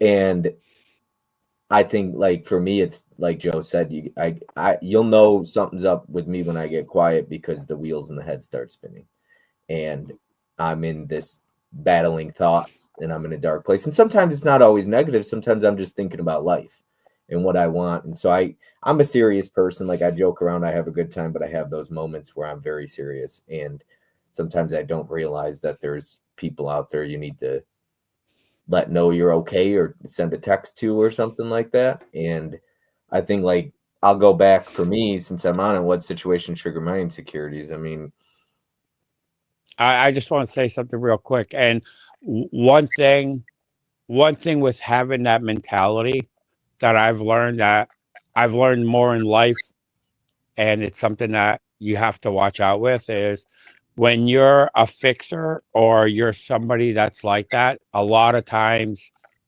people take advantage of that, and it makes it even worse, because I've had that in my life many times, that people see me as a fixer or a person that's constantly trying to be better, and people take that as a way to take advantage of you. Mm-hmm. And so you constantly have to watch out for those kind of people. And it's sometimes, you put yourself out there to try to help somebody, and then they take that as a sign of weakness from you to, what's the word I'm looking for? To, Get a gain from you. yeah, get a gain from you. So sometimes, those are things that you have to watch out for, especially when you're that type of person. And also, the other thing you need to watch out for is putting yourself on the back burner. I've always done that. That's something I'm going to do for the rest of my life, but I that's something I can't get Be away careful from. with it. Be Yeah, careful with it. like I said, I keep most people an arm's distance away from me just because of that reason. for me, biggest insecurity is mine is letting down my walls and being vulnerable. Because when I open up, it's not like, it is not easy. I'm sure Joe, Johnny, Vinicio, you can all agree with this. It's not easy for a man to open up. Like, that is tough. I could talk about my feelings. I can joke around, I could have a good time, and I could tell somebody how I feel. I have no issues doing that.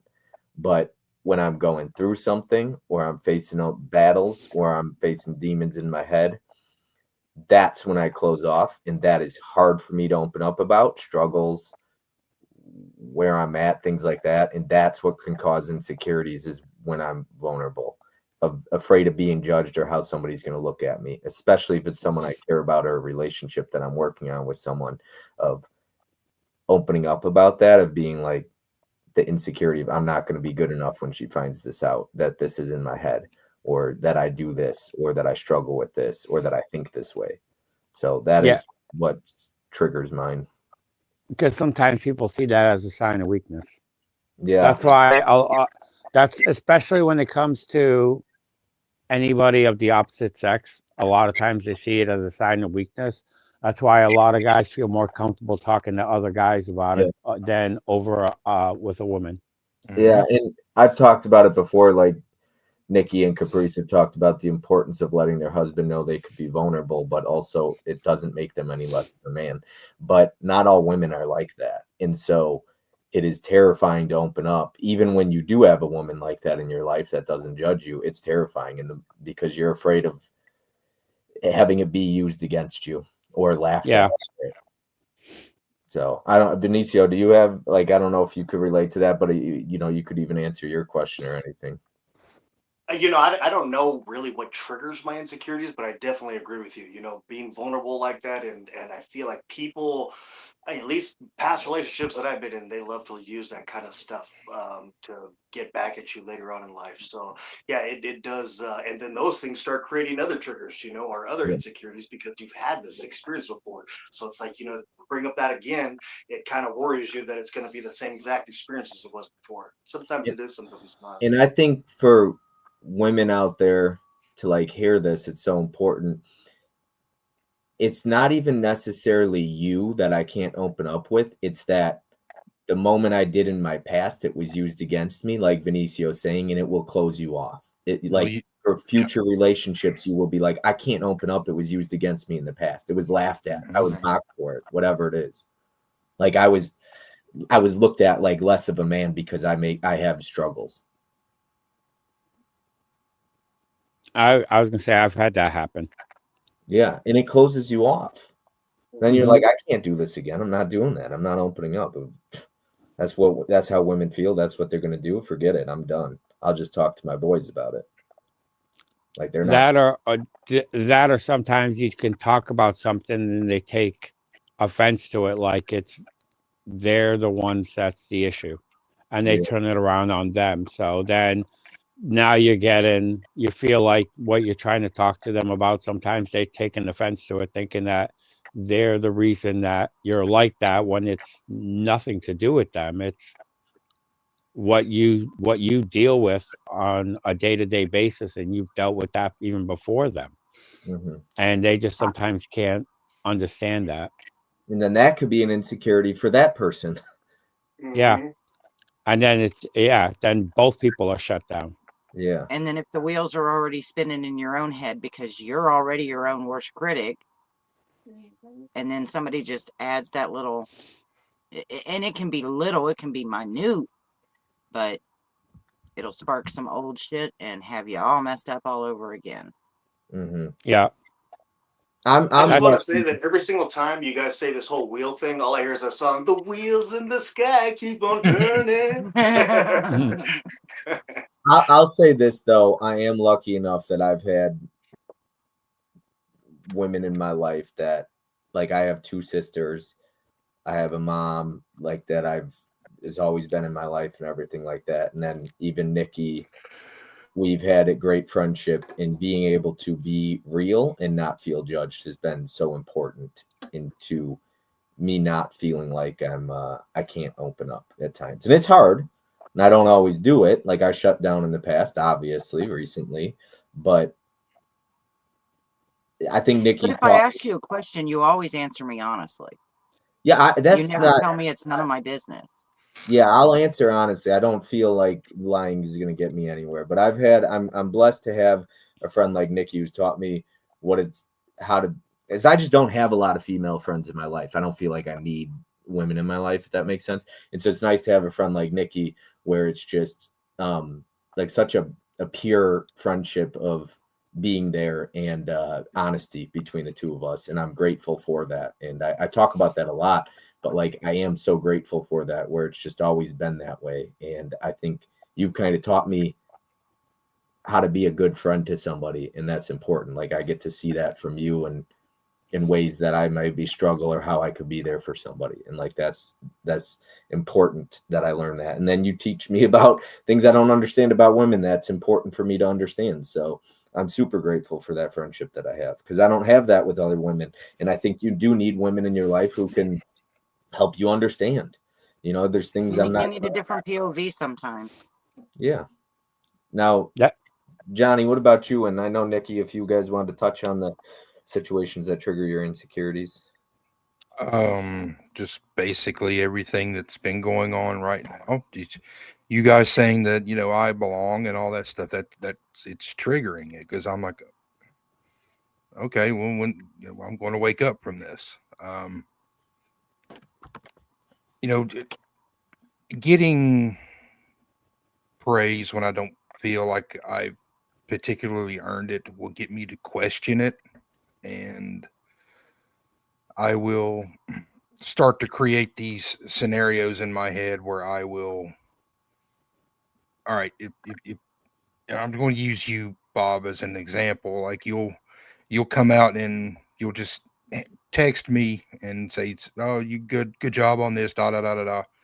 I'm like, okay, he's he's obviously trying to do something to me. I need to start coming up with a scenario to where I will get out of this conversation and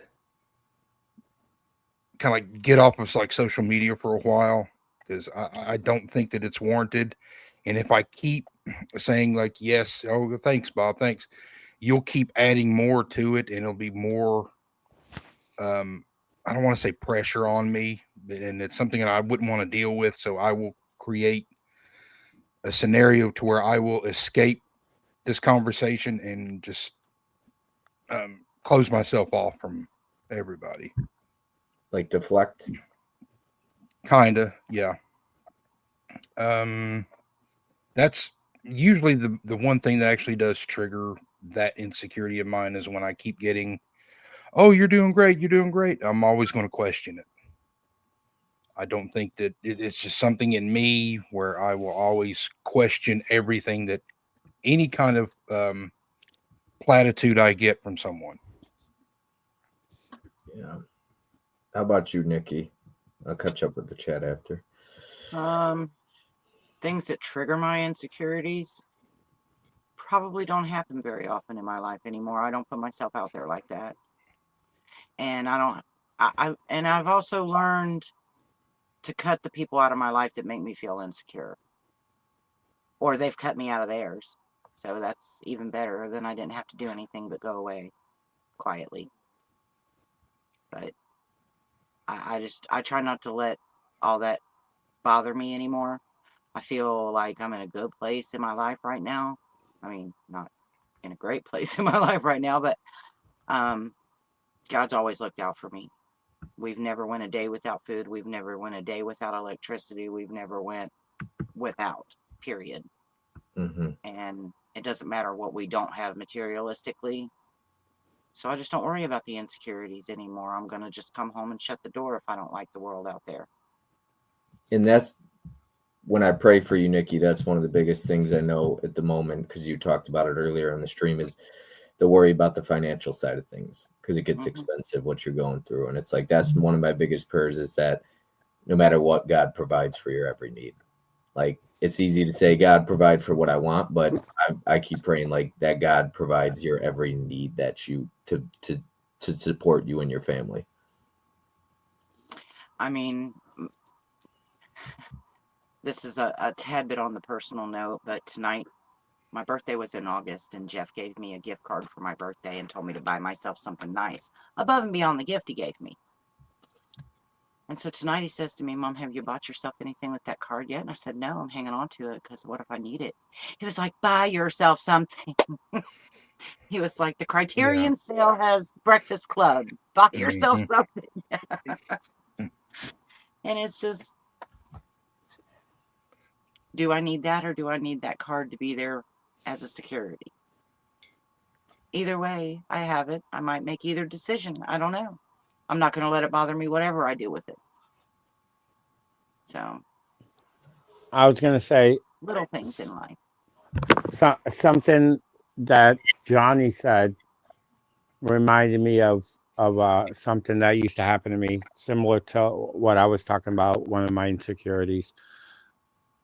But when you're with somebody, similar to how we were talking about social media and FOMO and everything, what used to really trigger me a lot was when you're trying to do everything that you can and the person you're with sees what other people have and they're like, oh, I wish I had this and that. Why don't I have that? And I feel like, why can't you just be grateful for what you have? You know, why do you have to constantly? It always made me feel bad about myself because I felt like I couldn't give that person what those people had. And I'm like, why can't you just be happy and accept be grateful for what you have and not for what everybody else has?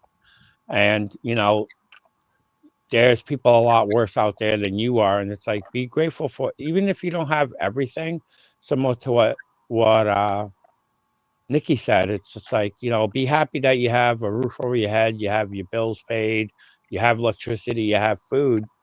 And maybe you don't have all the materialistic things that other people have, but just be grateful for what you have. And sometimes putting that on your significant other and not realizing that you're doing it, sometimes it puts a damper on the person you're with because they're trying to do as well as they can, and you're making them feel bad for not being able to provide what everybody else has. Hey, Joe, to hear you say that, one of the biggest things, and I've talked about this a lot, that helps with depression was taking negatives and turning them into things I'm grateful for. I talked about it with Corey this weekend, of like the things in the past with the whole community, people when they would make a video and this person sucks or whatever, even trolls in the chat. And when I started getting away from that and stopped worrying about FOMO and just kind of myself, but with my TV break-in, for example, and I have the laptop, this is how I watch movies right here. And I've had my dad over and we watched a couple movies, and my dad said, like, he's like, this is fine. We could both sit here and watch a movie. And then I had Corey over this weekend. We watched She's Out of My League on this laptop. And so I take those negatives that some people would view like, oh, I don't have a TV, I'm a collector, all these things, and I turn it into areas to be positive. Like, I'm just grateful I have a laptop, I could still watch movies, and I was able to do it with somebody over now with Corey and my dad. So I look at those as like positives, just changing things to be negative. Because if I always dwell on the negatives, oh, I don't have this, I don't have that, I'm never going to be happy. I'm going to be depressed my whole life. I'm going to find ways to be miserable. I always look at there's a lot more positive things to be happy about, and I never try to look at what everybody else has because I feel like you're sometimes you're striving for something that's unobtainable, or you're gonna put yourself into bad debt or fall on your face trying to get to that point that sometimes it's just, as not to throw Tony under the bus, but people see somebody like Tony, but like, oh, I want to be able to do that. But Tony in live streams has said it before, like he's had to go without stuff when his kids were younger and everything else. Everything that Tony has, it didn't come overnight. There was a lot of times that he had to sacrifice different things to have different things for himself. So it's just like, for Tony, I think it was a strategy he just set up to where he could, and that was another thing that helps with the way Tony's mind works, is he has a way to file that now. Yeah. But it's just like, sometimes, you can't, you just got to be, I always look at it, you have to be grateful for what you have because you could not have that. Like I said, I remember when I got divorced, I lived in my truck for 2 weeks and I had nothing. and I had to start all over. It's just like you have to be. I was grateful I had a truck and I wasn't sleeping on a park bench. You know. Yeah. All right, I'm gonna catch up with the chat, and then the next question gets more personal. Let's see here. Where was the chat? One of my biggest Anthony says one of my biggest insecurities is not being able to provide enough. I always feel like I should be making more money or working harder. Yeah, I can relate to the really both of those, Anthony, to be honest with you. I go through phases. I'll just pour my life into work sometimes. Yeah, that's where people at work can take advantage of you too, because they know you will do it and make you feel guilty if you don't. Yep. Movie Warehouse says, Draculino Horror Caprice. Joe, you remind me so much of my husband. He's also a fixer, and I know when he's quiet that his mind is running a million miles an hour. Yeah. Tony says he's 100% on that, Joe. Agree. Movie Warehouse says 100% agree, Joe. Everyone agrees with Joe. I always do that, putting myself on the back burner to see others happy. Movie Warehouse says putting myself on the Me back too. burner is one of my biggest flaws. Dell says I put everyone in the house before me at all times, and you got to find time for yourself.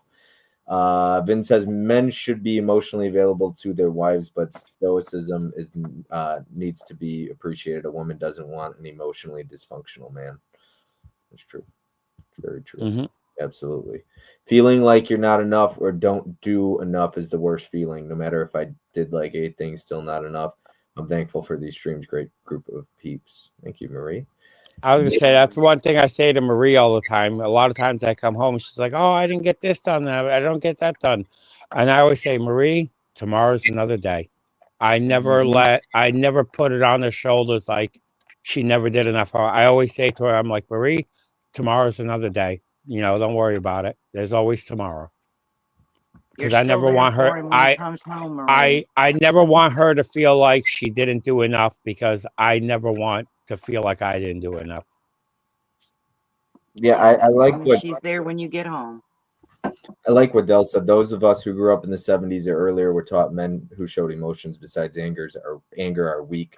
I'm trying to unlearn those lessons, but it's become so natural to hold it all in.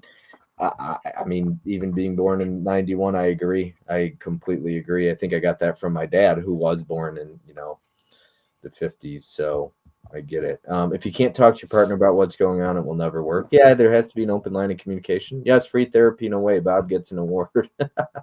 Thank you. Exactly, Jess. Good point, Jess. I was bummed. I missed out on tons of things and doing concerts, etc., but I was taken care of. I have my own small income now. I'm grateful for all I have, Jess says. All right. Okay, next question is going to get, let's see. So you are all in relationships, either married or dating. So I get to ask this question. For me, it's all new. What makes you most insecure in your relationship or marriage? Nikki, how about you take this one?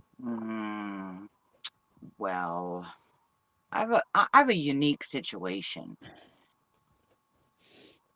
I said earlier that I dated my husband off and on for 5 years before there was any kind of hanky-panky. He was my best friend.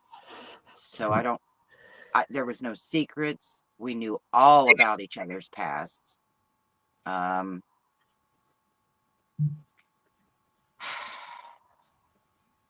only insecurity I have is, and this is going to be super morbid, I don't want to die first. That's it. I just want to be there for him for his whole life. That's it. So that's the only worry at all I even have in my marriage. It's not being the last one standing. That's it. Sorry, I know that was really morbid. No, it's fine. I always tell Joe I appreciate the vulnerability and being able to get deep. That's why we do these streams, to be honest. So I'm going to let Johnny follow that up. Mine is the complete opposite. I don't want to be the last one standing. I've told April repeatedly, I cannot and will not go through this world without her. My husband says the same thing. So I would literally opt out if she were to go before me. She knows this. You know, every one of our family members knows this. I've already told them. I said, the day she goes, I'm gone the next day. I said, I can't do it because she means that much to me. And just the thought of being in a world or waking up in a bed without her there, I will not live with that. I can't do it. And she's like, no, you're going to be fine. I said, no. Look, I've attempted suicide 3 times. I'm not. You don't know what it's like. I will not go through this world without you. And so yeah, that's my that's the one thing that and of my marriage that I'm the most insecure about is being the last one standing.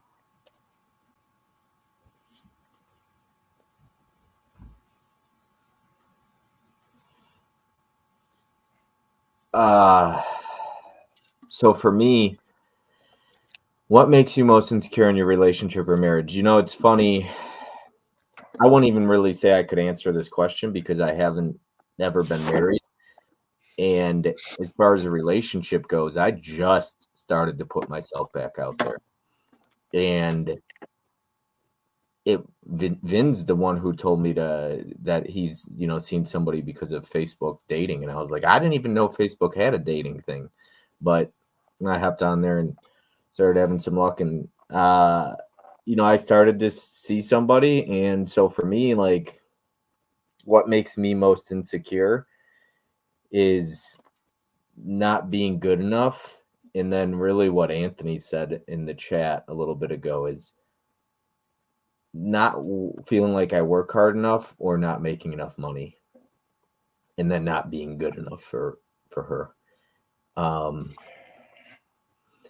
To like the fear of letting her down and not being good enough, it definitely terrifies me because I've gotten so used to being alone, and it's easy because you can't let anyone down when you're alone, and there's no pressure.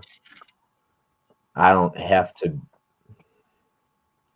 worry about, am I good enough if I'm by myself? And I think that's something that terrifies me because it's just something you have to be vulnerable about, putting yourself out there and opening yourself up for that. And it is a scary thing to do. It's not fun to get hurt, but you'll never know if you don't put yourself out there. And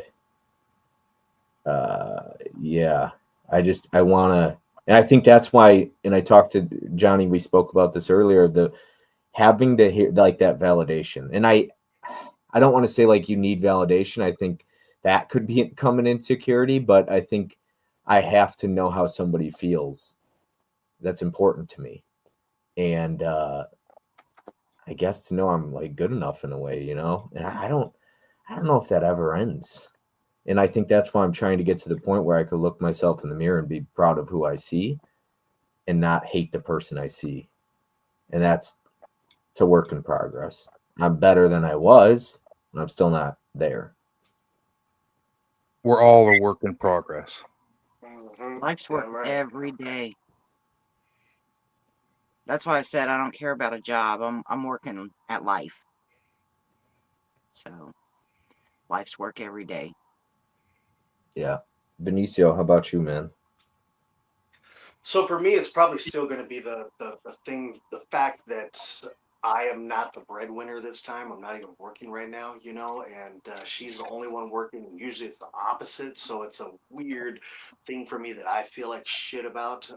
So that's definitely something, one of the insecurities. And then the fact, I mean, it still feels like it's going to be a long process. I think about the future, you know, and things like that. So it just, you know, things like that worry me for sure. So yeah, it's definitely an insecurity.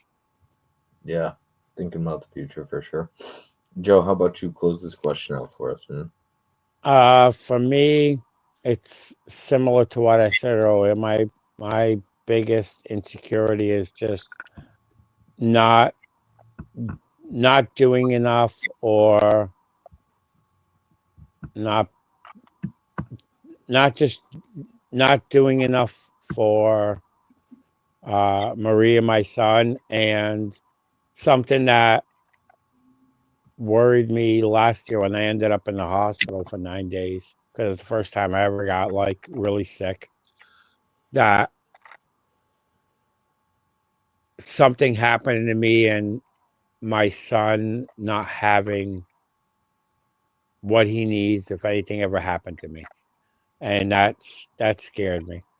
So it made me want to work harder and do as much as I can after that, because that's when I started getting, I felt like, you know, I started getting worried that maybe I'll keel over one day. So, and because my son's only 8, he's not like he's, in his teenage years that he can take care of himself.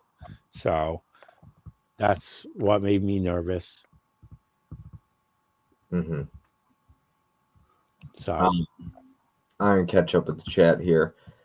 Capri saying on Nikki, so does my husband. Marie saying, honestly, trust, you got to have that or it all goes down the toilet. Absolutely. I know we're 2 hours in. If anybody's, if you guys got to get out of here or anything like that. How you doing, Johnny? I'll probably stay for one more. Okay. All right. Which question do you Yeah, I'm want probably to do? going to take off pretty soon too. Okay.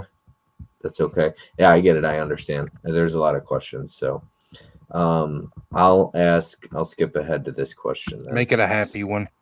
No. How do you apply self-worth? Shit. I don't apply my Definitely. self-worth. My granddaughter does. Benicio, go ahead. You said something? I feel like for sure manifesting positive things in your mind, because I feel like your self-worth is all going to start how you think of yourself. So we have to start programming our brain to think positive things about ourselves instead of thinking negative things about ourselves. I believe me and you were talking about this before, Bob, because I'm the same way. You sound like you have it a little bit worse than I do, but the forgiveness of yourself and then not thinking of yourself as a higher stance that you should, or at least be proud of certain things. So I feel like to apply self-worth, you have to manifest it. You have to think it. You have to believe it. You have to tell yourself these things and be around positive things. Yeah, absolutely. Nikki, you said your granddaughter. Well, I mean, every single time I see her, she says, "How's the greatest person that God ever created?" I mean, if I was not worth anything before she came along, I'm high on the list now, so I'm good. I don't know. I'm worth whatever God gives me. So, do I have self-worth? I don't really know. I know that I've put myself on the back burner for so long that my family, what I've created, who my people are, what I am to them, that's a good reflection as far as I can tell. So, I don't know. I mean, I have a strong family. I have, my kids love me, my grandkids love me, my husband, my brother, everyone, I don't know if I have to apply self-worth. I just keep chugging along, robotically some days, but sort of like Joe, Don't disappoint him. Don't let him down. And then I've held up my end. So I guess that's where I apply my self-worth, is holding up my end. Joe, how about you? When it comes to self-worth, I honestly feel like I don't have any. I gauge my self-worth in what's around me. So I don't apply it or judge it on myself most of the times. And I've used to say it as a kid. I always felt like I'm just shit. So I only gauge it on what's around me and what I can do for others. So if I could do something good for others and it makes me feel good, then I feel like I'm worth something. But in my own eyes, I don't see it.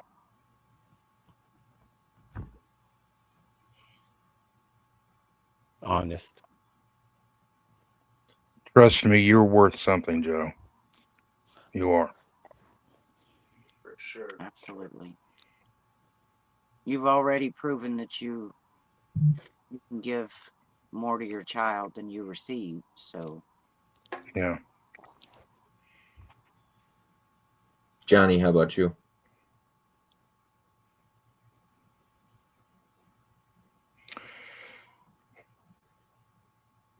How do I apply my self-worth? How do I apply self-worth? Coming on here and doing this.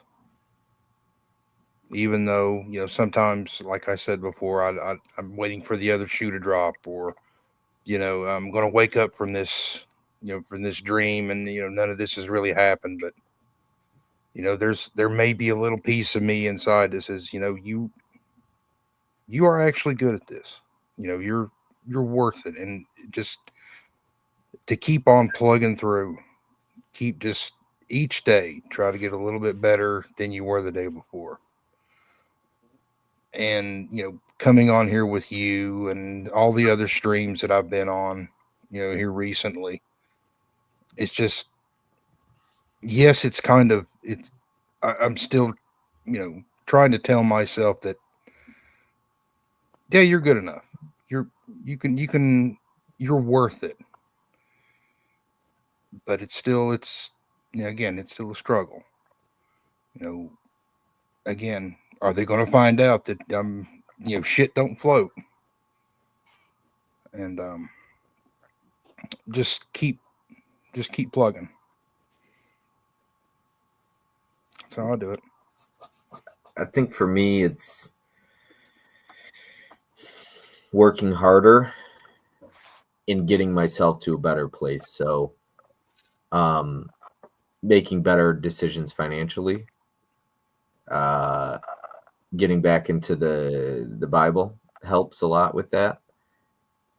And so I applied that there. And, yeah, those are probably some of the biggest things for me. Is I think being in a place where I feel secure financially and I'm not worried, and I develop a nice savings account, then I'll be really, really, I feel like that self-worth to me is making better decisions. But I'm not too sure if that makes sense. But if you got to hop out or anything like that, yeah, I got like 5 questions left or so. So if you, Vinicio, you got to hop out, man. It's totally cool. I get it, because it's a long stream and all that. It's all. I got like another 10 minutes. Okay. Okay, cool. Let me catch up on the chat. Johnny, how about you? You got some time, or are you out of here? I'm gonna go ahead and I gotta get up early in the morning with April. Okay. All right. So, thanks everybody. I'm glad I could be a part of this. You guys are awesome, and yeah, Joe, you're worth it, buddy. You are. Thanks, Johnny. And Johnny, you belong, brother. We're all in God's kingdom, right. and you belong. That's right. Appreciate you being genuine, Johnny. We love you. Yeah. That's what I'm here for. That and to bust Bob's balls. Yeah. And before I go, Bob, Oh, gotta love the one finger salute. Yeah. Yeah. I love when he did that and Tony was like, no, ma'am. No, ma'am. Sorry if I'm overstepping, Johnny. It's been tough listening to Johnny, but I hope you change your mindset. I'm presuming to speak for April, but I think nothing would make her happier than you thriving should she go first. I think that's true. I'm sure April wants to see Johnny thrive. Absolutely. She's actually said that, Dell. Yep. Okay, good thing he saw that then. Self-worth is self-preservation. Finn says, no, you're not, Johnny. Recognizing people always find an excuse to not like you. You can be the ideal, perfect person. And this will be the case. Always stick true to yourself, genuine, and live free. That's right. He says. Thumbs up. Being yourself weeds out all the people you don't need in your life. Agreed. Hard copy. Blues. You can't see much self-worth either, but everything else I do, feed, teach, play, show, etc., is how I see my self-worth through our little boy. That's a good point, Marie. Anthony says, I agree, and Joe, about being kind to others and helping out others. It definitely gives you a natural high. It's so easy to give you a nice compliment to someone, and that could just make their day. Absolutely agreed. Agreed. I could not agree more. Ellie says, sorry, I haven't been active in the chat, but I've been listening and watching. I just want to say that each of you are great, worth it, and you belong. Love you guys. I mean, I always Love you, Allie. brag about Ellie and Anthony. I adore the two of them. They probably get sick of hearing me talk about them every time I make a video, but sometimes that's like, it's my channel. I'll do what I want, so I really don't care. And just they're good people. They really are. And I'm so glad they found each other because they're really, like, dare I use the word perfect, but they're perfect for each other. 1,000,000% agree, Allie. We love you, Johnny. It was great seeing you on the stream, buddy. You always add so much to the conversation. I agree. I love seeing Johnny's beautiful face. All right. Next question. Benicio, I'll let you answer this, and if you want to get out of here, you can, man. I don't want to keep you or anything like that. Let's see. I'll ask this question then. What do you believe to be true about yourself, Benicio? What do I believe to be true about myself? That I'm a man of my word, I'll say. You know, I know my faults. I know what I bring to the table. I know what I'm capable of. I know a lot of people speak incorrect things about me, but, you know, I know when I say something, I'm not lying. I'm a man of my word. So that's something that I'll be true about myself. I'll say this about you, man. I was telling somebody recently about, and I told you this before we went live, like, started seeing somebody and I was like, it's funny because when I was struggling, and I talked about it on my video I put out recently, like, I don't know where I would have been or what would have happened, but like that conversation I have with you, I'll always be grateful. That conversation, I'm talking on the phone and just breaking down, man. And like, we don't talk every day or anything like that, but when we do talk, it's deep and it's a good conversation for me. And I'll say this, I was like, this dude's got tats on his face. He's got tattoos on his head. He's a big dude, like pretty scary looking. I was like, but he's one of the nicest people you'll meet.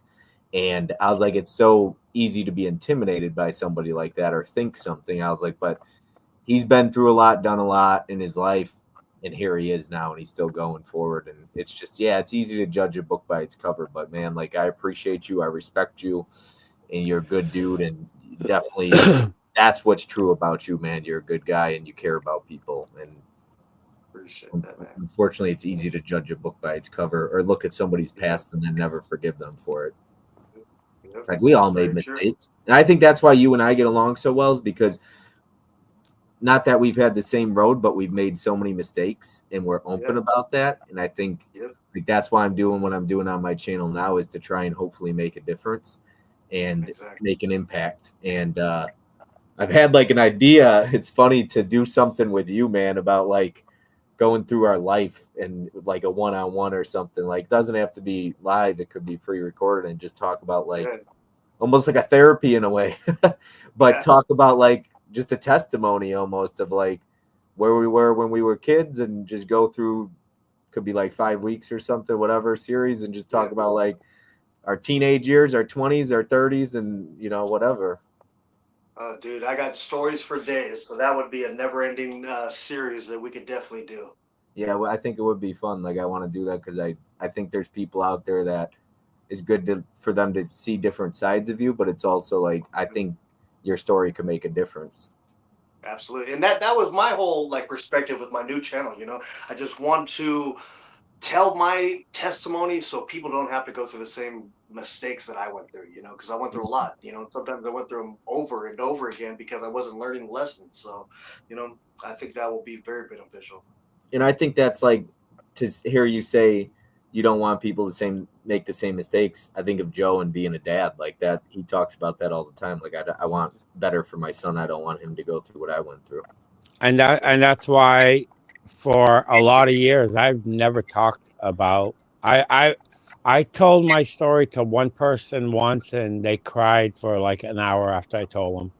And I've never opened up to anybody else about the stuff that's happened to me. And that's why I talk about the stuff I talk about now, because maybe somebody else went through what I went through, and if I can help anybody, that's like I said, I'm the type of person I like to help people. So if I can help somebody with the story of what happened to me, maybe it can help somebody else get through the same situation. Yeah. Well, Vinicio, if you got to go, man, I appreciate you Yeah. being here and everything Sure. like that. And Sure. hopefully we could do another one of these in December, and I'll keep you posted on the date and all that stuff. Yes, sir. Sounds good. All right, everybody. Thank you for having me again. I Have will a see good you one. on the next one. Right on. Have a good Yep. night. Have a good one, brother. All right. All right. So yeah, hey, now we could, we got 5 questions left. We're down to 3. So Rapid fire. yeah. I hope if you guys got to go or anything like that, no pressure. What do you believe to be true about yourself? I think I used to believe that I was a loser, and because I probably told myself that looking in the mirror. What do I believe to be true now?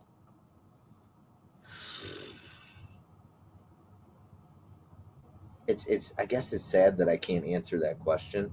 Um, when I think what do I believe to be true about myself now, it's that I love my niece and nephews, and I would do anything for them. Like that's what I believe to be true about them is that I'm always gonna make sure I'm there for them.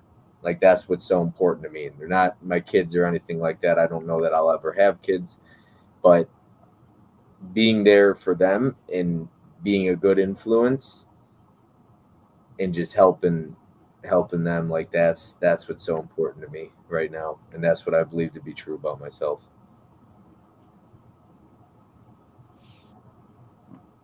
But I feel like I'm probably what I believe to be true about me is I'm as genuine as I can possibly know how to be.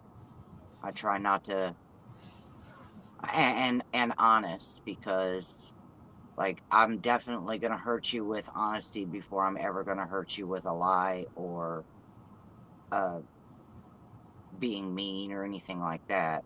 I'm honest to a fault. So I guess that's probably what I know to be true about myself. which is why we get along. Yeah. Because we're both that way, and same with Joe. Joe's the same way too, though. That's why the 3 of us are up here. Yeah.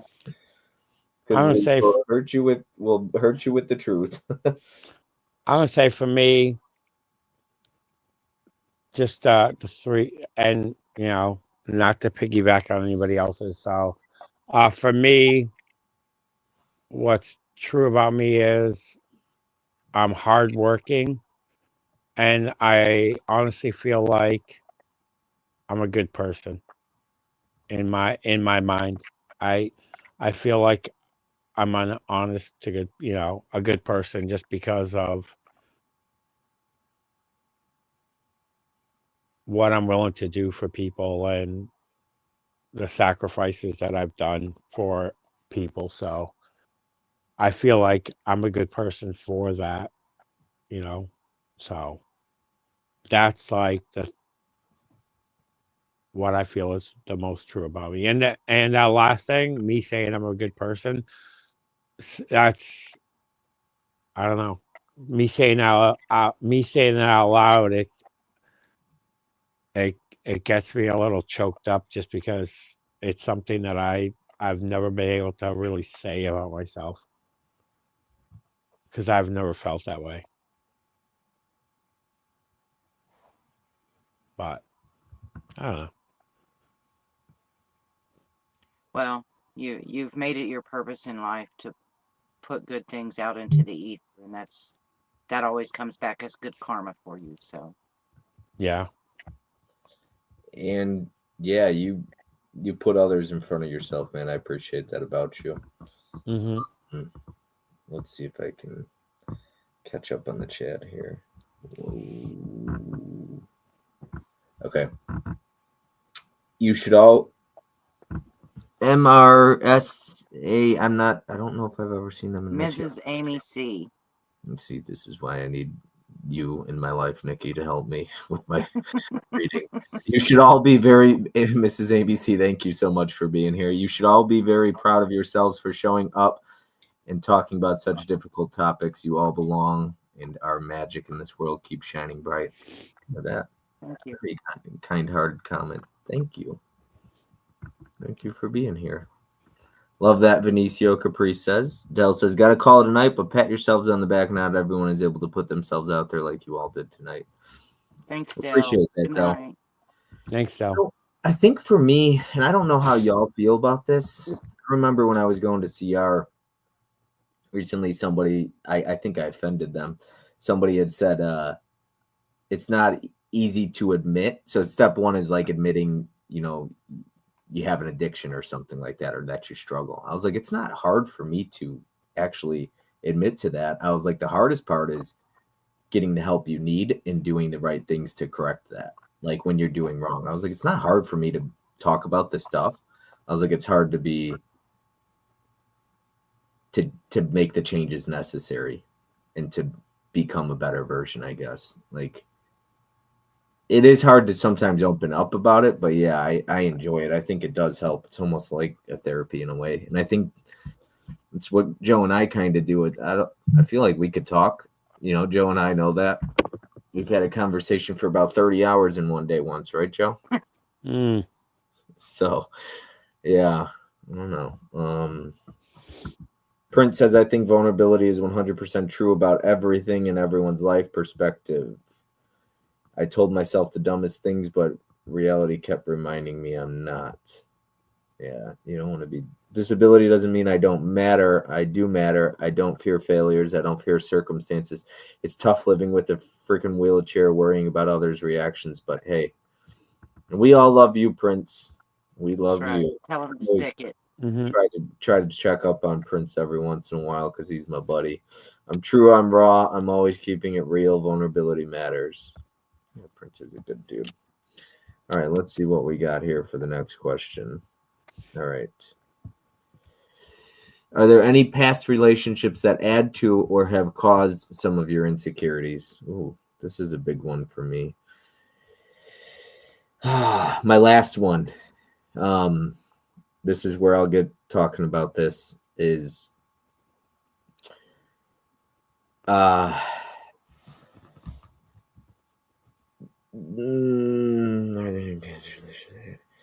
I was insecure.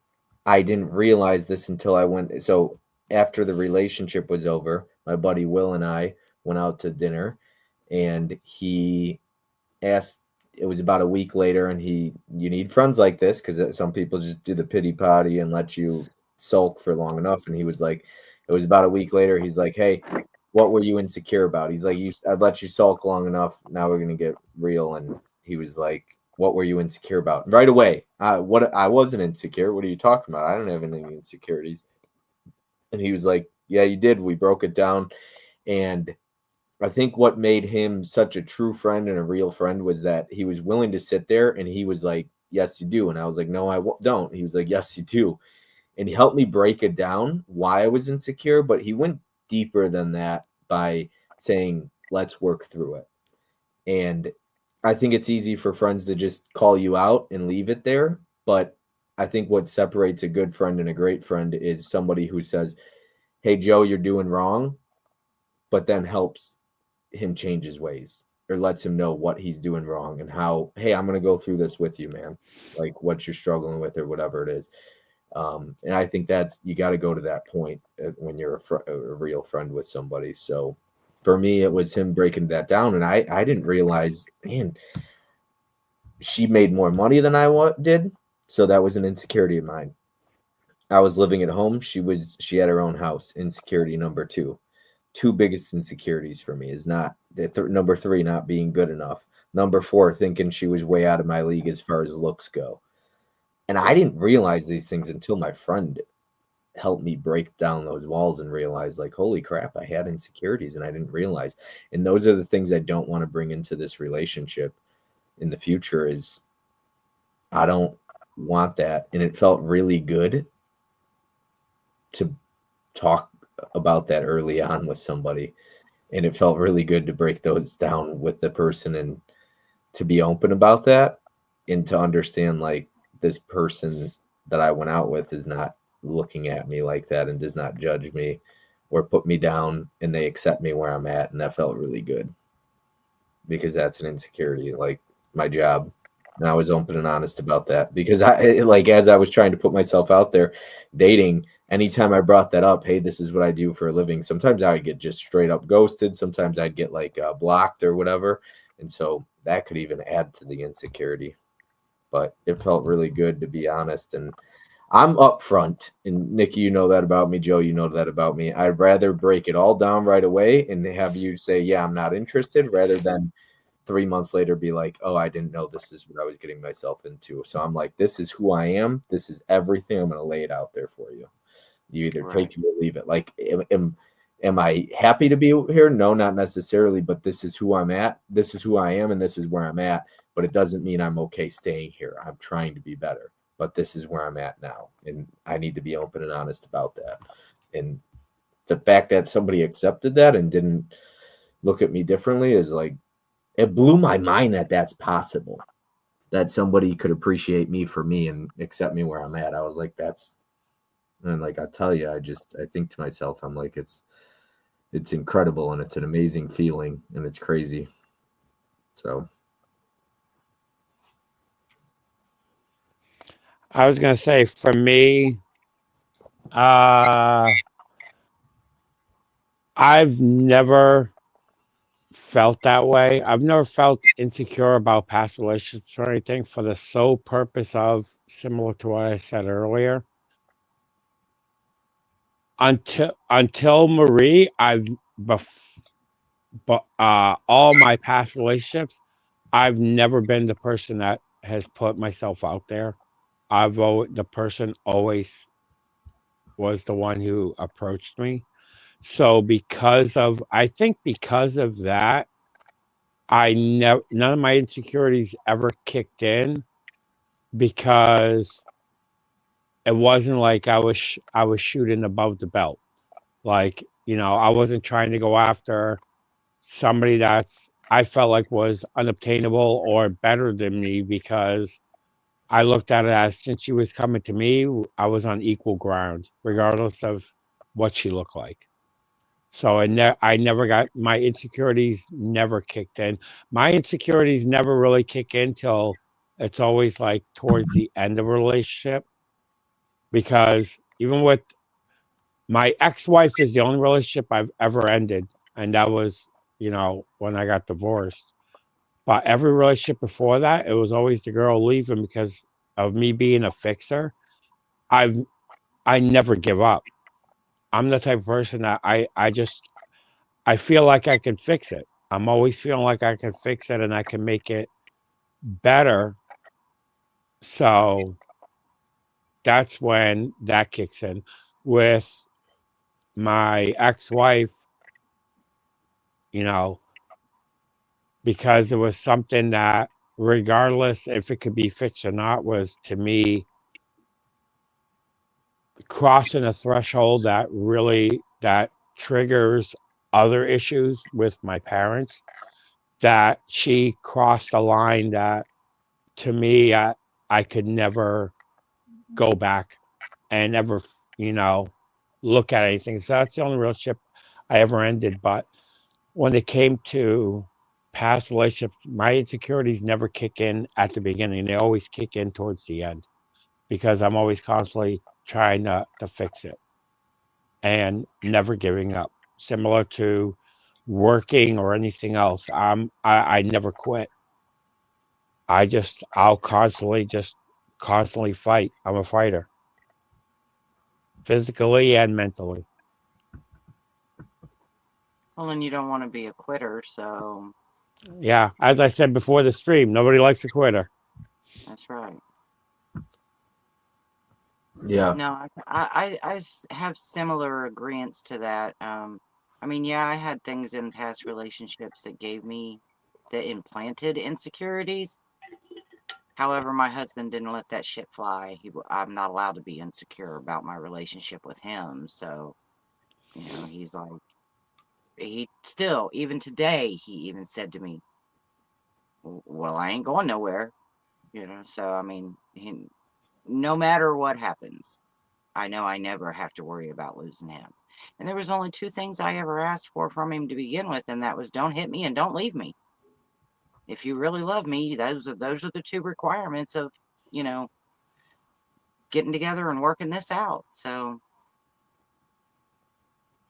but I mean, I came with a lot of insecurities, but yeah, so yes, my past relationships implanted a good amount of the insecurities, but I think the Johnny right don't let that person, fly. the right person helps break those down. And Yeah. I'll catch up with the chat actually because I saw a comment from Anthony. Anthony's been coming with some good stuff tonight, at least in my opinion. Here, let's see. Anthony's always got some good throwdown. Yeah, I love that dude. You can say it with confidence, Joe, because it's true. Jeff says. I've always known too. The thing with Anthony, I always knew he was funny, but last 2 weeks ago, man, when he was on that stream, dude, talk about it. Like, I always say Jason Bateman has a direct line to my funny bone. I feel like Anthony has a direct line to my funny bone. Love you, Prince. I'm on a 5-year anniversary of my attempt, and I think every day if I had succeeded, I wouldn't have met my husband 3 weeks later, where my beautiful baby's now. So yes, all perspective. Yeah, I kind of think about that even with, like, in a weird way, the whole how a couple months ago, if it wasn't for Vinicio, right? Like, he's the one who said, hey, you got to, like, had that conversation, broke it down with him, and then tells me about Facebook. And now look at, I went on my first date, and, since the Stone Age. So it's like, yeah, it's, it's good to hear that we're not alone with our issues, Drew's Movie Club says. Yeah, I think that's what's so important about, like, doing these streams and being more vulnerable, is letting people know they're not alone. It's exactly what you had said there. Love you too, Caprice Prince says, I've always been brutally honest with Allie about everything right from the beginning. I think it's so important to be upfront about who you are, for better or for worse. That's And right. yeah, when Anthony started seeing Allie, I remember talking to Allie and DMing her, and she was like, yeah, I'm dating somebody I met on YouTube. I was like, do I know them? Are they in the community? And then when she said Anthony, I was like, oh, I know that person. I was like, yeah, I've seen them on their YouTube and everything. And just kind of having conversations with Allie, I get to see, like, I got the opportunity to see how Allie was the same way. Like, she appreciates Anthony for Anthony. Like, there's no pressure, and I could see that, like, having conversations with her about that. So I'm like I said, I'm lucky to have some good friends in my life. Caprice has taught me a lot. I've had a great friendship with you, and Allie's always been a good friend too. So I'm grateful, because I never had women friends. It's just something I didn't need. We're 3 bomb-ass women. What do you want? Allie said, I have Bob as my woman friend. yeah, I guess now is a good time to tell everyone that I had an operation. I used to be really insecure because of an old boyfriend with wandering eyes, but thankfully that's not the case anymore. Anthony is dedicated. He builds me up and he makes me feel very secure. Hell yeah. That's awesome. That is so good. So important. And I'm like, I read that and I'm like, okay, advice, good advice. Oh, and before everything else, I'm out of my sad weeping league about any BS, and I'm not gonna be running a running man to past my past anymore. Yeah, you gotta run from that. You can't go back to your past, that's for sure. Thank you, Bob. That's one of the nicest compliments that I've ever received. I appreciate it, man. Meant every word. My husband fixed a lot of crap he didn't break. I completely understand, Nikki. That's right. All right, let's see here. I think we got 3 more questions. I know the answer for Joe is a no. Do you ever find yourself comparing yourself to others in life or social media? I think the answer is no, but I'll say this about how I used to think when it came to FOMO.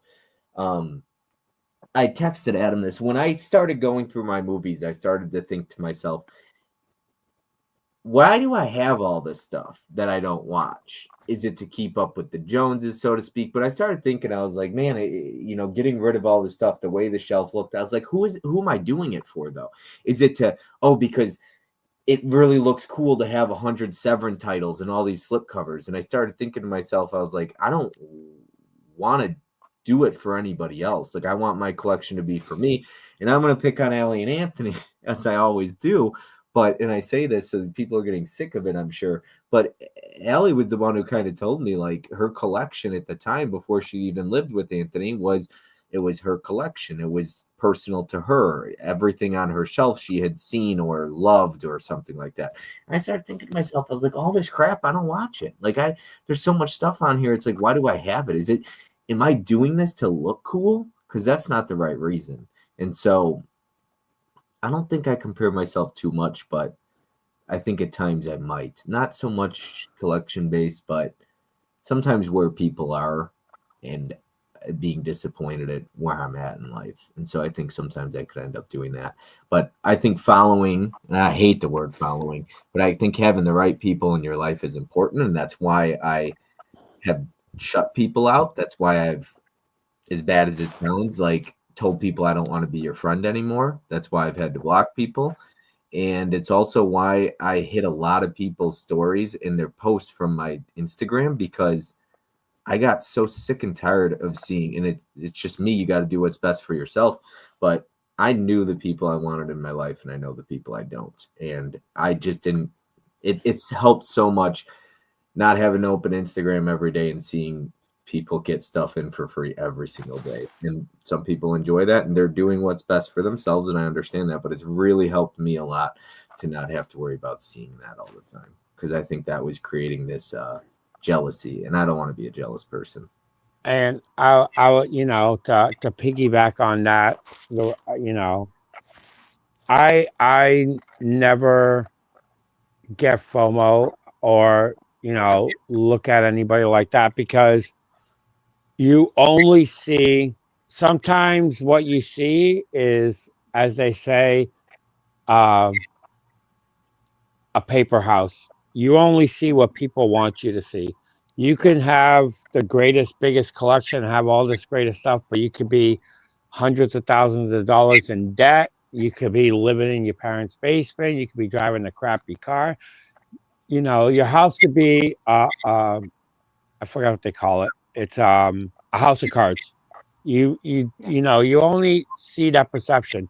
Marie had a friend that he was bragging about this fancy car that he bought, and he was bragging. I'm like, you have a crappy job, you live in your uncle's basement, you have nothing. I'm like, I'm not impressed with your car, with driving this expensive car, because you have nothing else. All the other important things that you should have, you don't have, like your own place or anything. I'm like, you're not impressing me by, what would impress me more if you had your own apartment. You're not leeching off other people to have this one thing.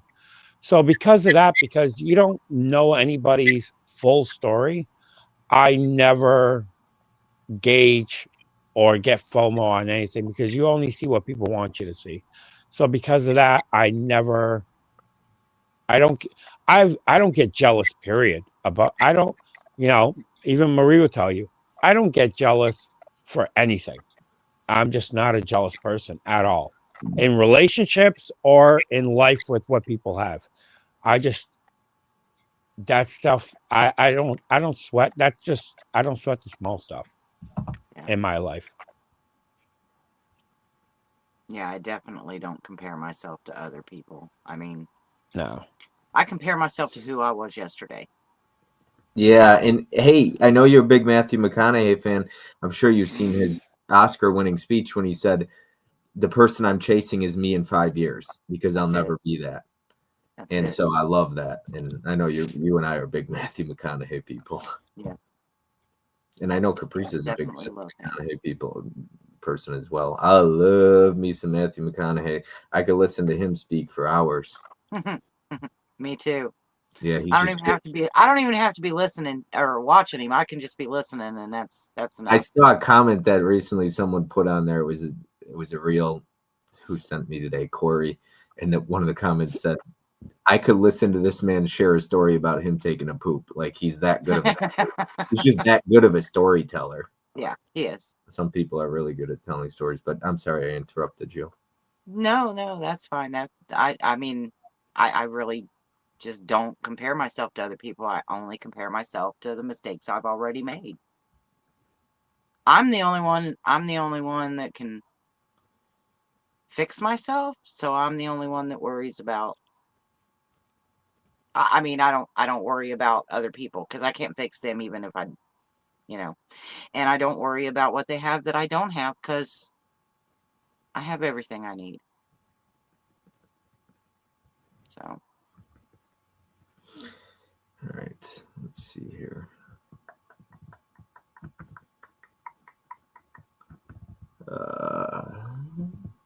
Okay. Why be jealous over what others have, Jeff says, when everyone has their own magic? that's it. I have to remember the internet isn't real and what someone has isn't always what you see. Just like Joe said, exactly. Yep. Absolutely. Everyone's different. That's what makes it special. Yeah. All right. 2 more questions here. Let's see. Can you describe a situation where you ever felt like you weren't good enough? Mm-hmm. When for years I ran a Taco Bell restaurant, and I never ever dreamt in a million years that I would run one. And the way I got the job was it was pretty well just handed to me. And I was a little bit insecure at that point about my abilities to be able to do it. Didn't think I didn't even think I wanted to run a restaurant. And I mean, I proved them all wrong and proved myself wrong because that was probably the best job I ever had. And I became the #1 Taco Bell in the tri-state area for like four straight years. So, I mean, you just never know what you're capable of. And I know that's fast food and it doesn't sound like much, but you know, when all you've done is menial little jobs and now you're in charge of something and given the free range to make it a great store and a great mentor and teacher that taught me how. And you know, and I made great money doing it. So I didn't feel like I was good enough to do the job the way he expected it done, but it was all just a matter of stepping out of the comfort zone and reaching progress. So, I can relate to that. I was thinking as the question, then you had said that there was a time, I mean, in my last relationship, of course, there's a lot of times where I didn't feel like I was good enough, to be honest. But there was a time when I was first started as a personal trainer at Export Fitness, and I was busting my ass. I was working there about 16 hours a day, 17 hours a day. And the GM came up to me and asked me if I wanted to be a manager and fitness manager. And I just started. I just finished school. I just finished the NASM program. I was like, I just got clients. Like I'm here for a month. And he asked me this, and there's dudes that have been there for 10 years. And so started to think I wasn't good enough. And I also just wanted to be a personal trainer, not a fitness trainer, a fitness manager, because then you don't really have clients, your own clients. You're managing everyone else and their clients. And so I turned it down, and I look at that. It's one of my biggest regrets in life because I've never had a job that's been salary, and that was a salary position with bonuses and all these different things. And I always look at that, and I'm like, I'll never know what could have been because I turned it down. And I would have liked to see like what that could have turned out like, at least to get experience even in a position like that. And I think part of it was just not feeling like I was good enough, and it kind of haunts me to this day still. I mean, if you regret taking the opportunity, don't pass up the next one. That's just my best advice for you. Yeah. How about you, Johnny, or Johnny Joe? Johnny. I'll give two stories. One work, but when I was always younger, I've always been, and the reason I started doing YouTube, and I've mentioned this when we talked about anxiety, how a lot of times just going on a live stream, I used to throw up before I used to do it just because my anxiety was so high. But I am back when I was in school and everything, I couldn't public speak. I couldn't. I would take an F on a book report before I would stand in front of the class and talk to people because I never wanted people staring at me because I feel like they could see right through me. Right. So when I got my job and I became a manager, I have almost 300 and something people under me. So sometimes doing big meetings or talking to people, it's to this day, it's still tough for me. Doing YouTube, doing live streams, I've gotten better at it, but it's still, inside, I always feel, especially when I'm talking to like high level engineers and everything, it's just like sometimes I feel like my insecurity kicks in, like I'm not good enough for something like that because these people are sometimes way more educated than I am, but we do two totally different things. But so sometimes I get that. And then another thing of similar to Bob that I've talked about very brief. I won't mention the band, but some people, if you've seen other live streams, you know what I'm talking about. When I used to play drums since I was my son's age. When I was 8 years old, I played drums all my life. My mother was a guitar player, and I played drums. I played in a ton of bands. Well, in the 90s, I started playing for a band with a bunch of people, and that band started getting a lot of recognition. I'm like, I'm gonna get out of here.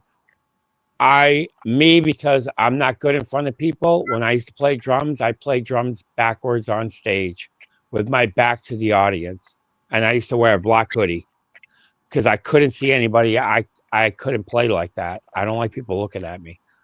But I left the band right before they were going to get signed, and I gave it all up.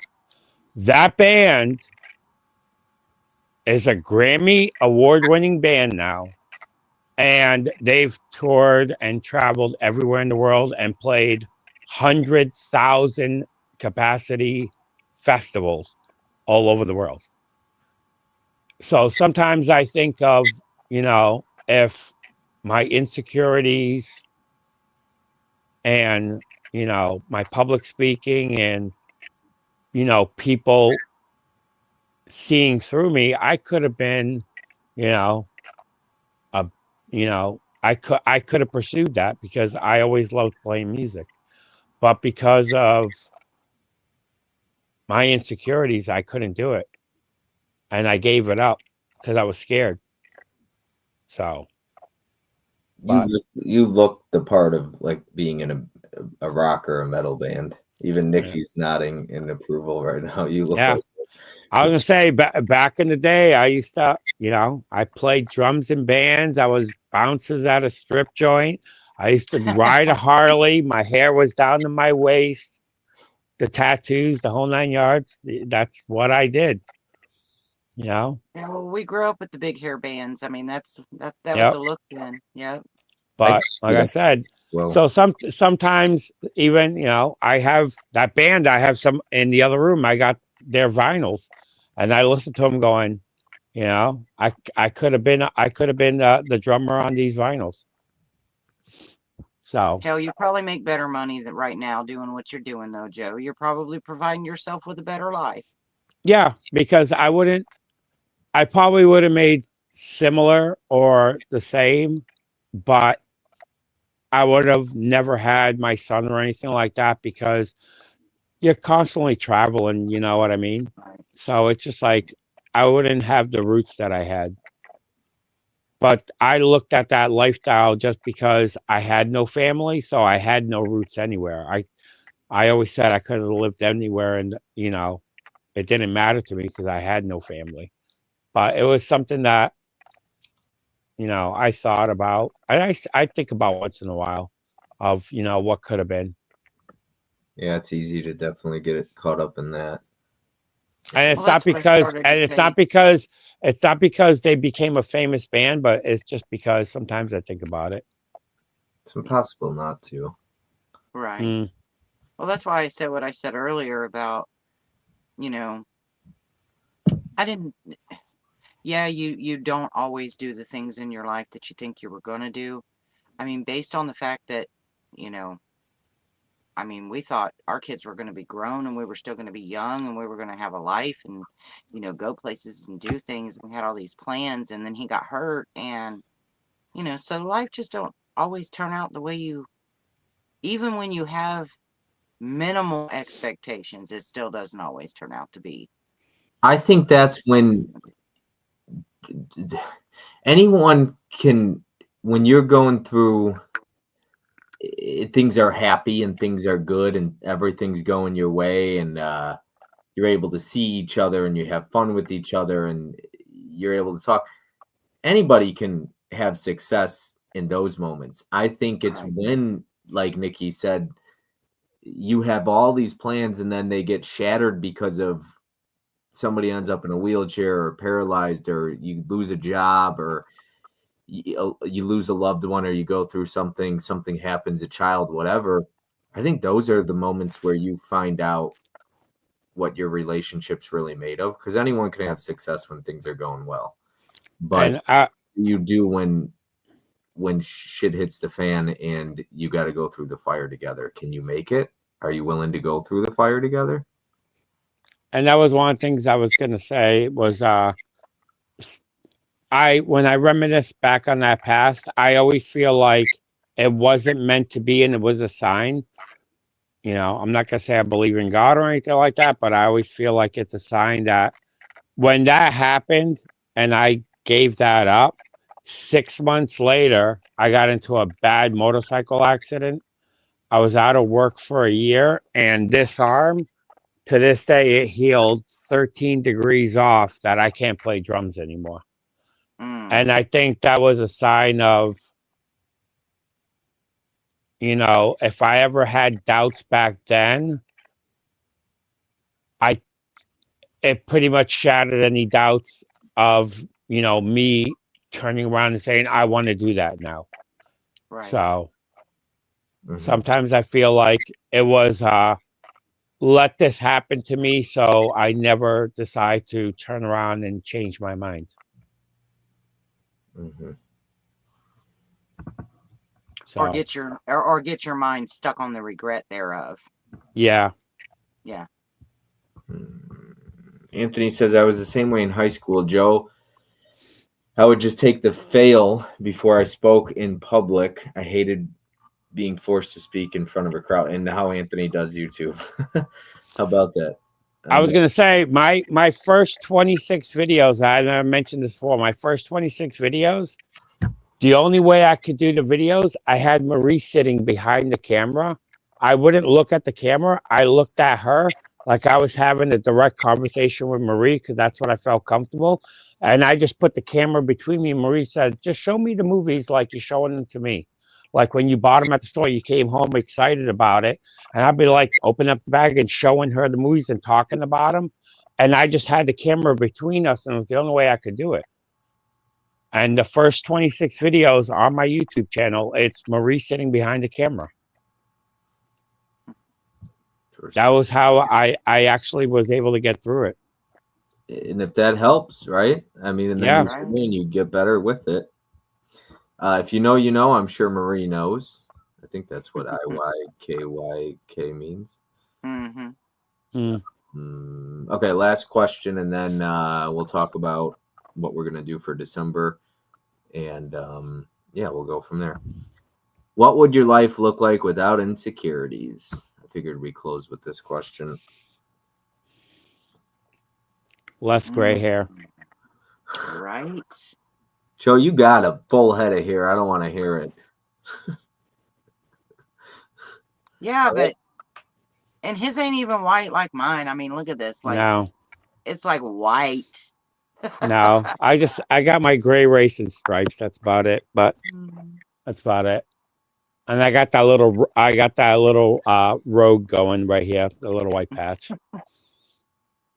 Yeah, it's real funny. My brother has a big white patch down the middle of the top of his head, and his hair is jet black. It looks like a skunk. Mine is all underneath, every bit of, and it's just, I mean, I guess the plus about it is it's going to be super white. And I was gonna say, going back to it, because that was kind of a little bit of a joke, but I think, to me, I don't know. I feel like having insecurities in your life. Sometimes I feel like I'm a glass is half full kind of person, and I feel like sometimes it's a plus because I feel like if I didn't have the insecurities I have, I wouldn't have the drive and the determination that I have. I feel like sometimes because of the insecurities I have is the reason why I have anything that I have. And like I said, from growing up with nothing, with, you know, welfare and no family and nothing like that, and, you know, Salvation Army and Toys for Tots kids, to, you know, having a good life and having everything that I wanted, and willing to give it all away to have a divorce and just push everything away and start from scratch and do it all over again with just drive and determination. I honestly feel like if I didn't have the insecurities, I don't know if I could have done it. Right. I don't know if I could have been able to walk away back then and say I can do it again. You know, I just got to, you know, have that drive and determination to start over. And I feel like, you know, some people, you know, I'll be honest, back then there was many times I'm like, it's so easy just to turn my wheel a little bit to the right and find the biggest tree there, but it's just like I didn't give up. And I just like, it's, you know, I can do this. I just got to work hard. So I feel like because of my insecurities, it gives, you know, for what I'm lacking in insecurities, it's a balancing act of there's my insecurities elevate other things in my life that make me a better person. Makes you strive to make yourself secure. Yeah. So it's just a lot of checks and balances, I feel. Yeah. For me. You know, for me, I think what would look like my life would look like differently is I would be able to be so comfortable and less scared being in a relationship and putting myself out there. Without any insecurities, I am able to be myself completely and feel so comfortable and vulnerable and open and honest, which I think I am in ways already, but I think like feel free to be me, and opening up about this already with somebody has helped drastically with that, because knowing that that person accepts me for me has made it easy to now lay those insecurities down and say, okay, this person accepts me for me, but in no way, shape, or form does that give me the right to stay where I'm at or not want to grow. Agree. And what would my life look like without insecurities? I don't know that it would look any different. I don't know that it would be any different today. Now, maybe 2 months ago, had I been asked that question, I might have answered it totally different. But I think my insecurities led me right where I'm supposed to be. So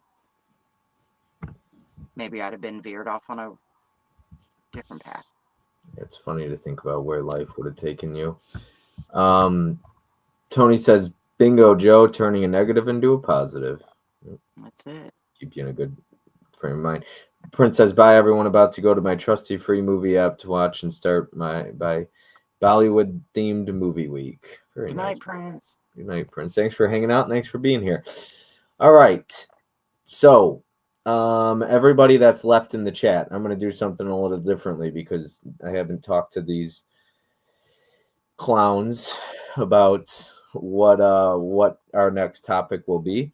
But so for December, I got 3 options, and I'm going to keep a tally right here. So everybody in the chat, go ahead and tell us what you'd like us to do in December.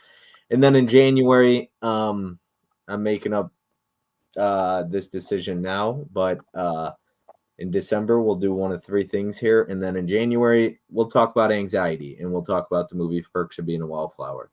And we will have Allie and Anthony on as our guests for that one. Not that I've even warned them, but now you're We warned. They're already made the warned. decision. They You're just have to warned show now. up. So, so that will be January, but I will keep a tally here. So everybody in the chat, we got 3 options. Number 1 option would be we could talk about dreams and either do the movie Rocky Balboa or Pursuit of Happiness. We could do resilience and talk about Antoine Fisher. Or the 3rd option, we could do loneliness and talk about Castaway. So, Nikki, what would you like to do in December? I mean, you probably named 3 movies that I absolutely loved, so I'd be all right with any one of the 3. Antoine Fisher's always like a great one to deep dive on. So that'll be very, very heavy if we do Antoine Fisher. How about you, Joe? I mean, I'm down for any of them, but you already know Antoine Fisher that's the one that is the heaviest for me, and I guarantee you I'll be eating up the chat on that one. Yeah. That's a sit back and strap in. Ellie and I are so damn. That wasn't one of the choices, Prince. To be part of the stream and hang out with all of you badasses, Anthony says. Yeah. And I think we'll have to do the week before Christmas. So maybe like the Christmas falls on a Thursday. Maybe we could do 9 days before that Tuesday, which would be the 16th, if that's okay with you guys, potentially. That's fine. Okay. Yeah, I just figured the Christmas week would not be the best week. So, we'll try and do December 16th. And I guess everybody just kind of says any of the 3 are fine. I figured, the only one that actually put a vote in was Marie, and she said Castaway. Yeah, Castaway, loneliness. We could do Pursuit of Happiness or Rocky Balboa for dreams. They're both good movies. And resilience would be Antoine Fisher. So, you're the host. You pick. Make me pick. Super good. Yeah. You know what? Let's rock out with some Antoine Fisher and resilience. All right. Ready? Okay. You gonna be ready, Joe? Yep. You gonna rewatch it? Nope. I know that. I know that memory by heart. I don't have to rewatch it. Yeah. Okay then, and yeah, it'll be a heavy one. And Murray said, I guess I got to watch it now. Yeah, you do. So I like to let everybody know ahead of time so you could go watch it. So Jeff, make sure you watch Antoine Fisher.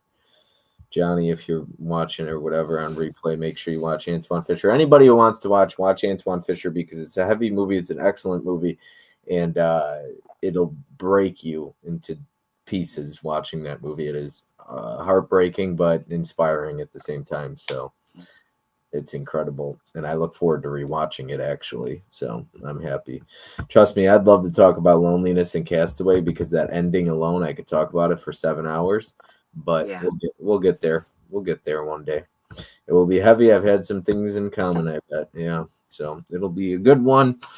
Resilience, Antoine Fisher. And we'll probably do it December 16th then. So hopefully that works. Sounds good. And then probably run the four of us on that one because it'll be a longer conversation. Yeah. And then on in January, I don't know when, but we'll do anxiety and we'll have Allie and Anthony. Sounds good. All right. Awesome. Okay. With that being said, that is everything. That's all.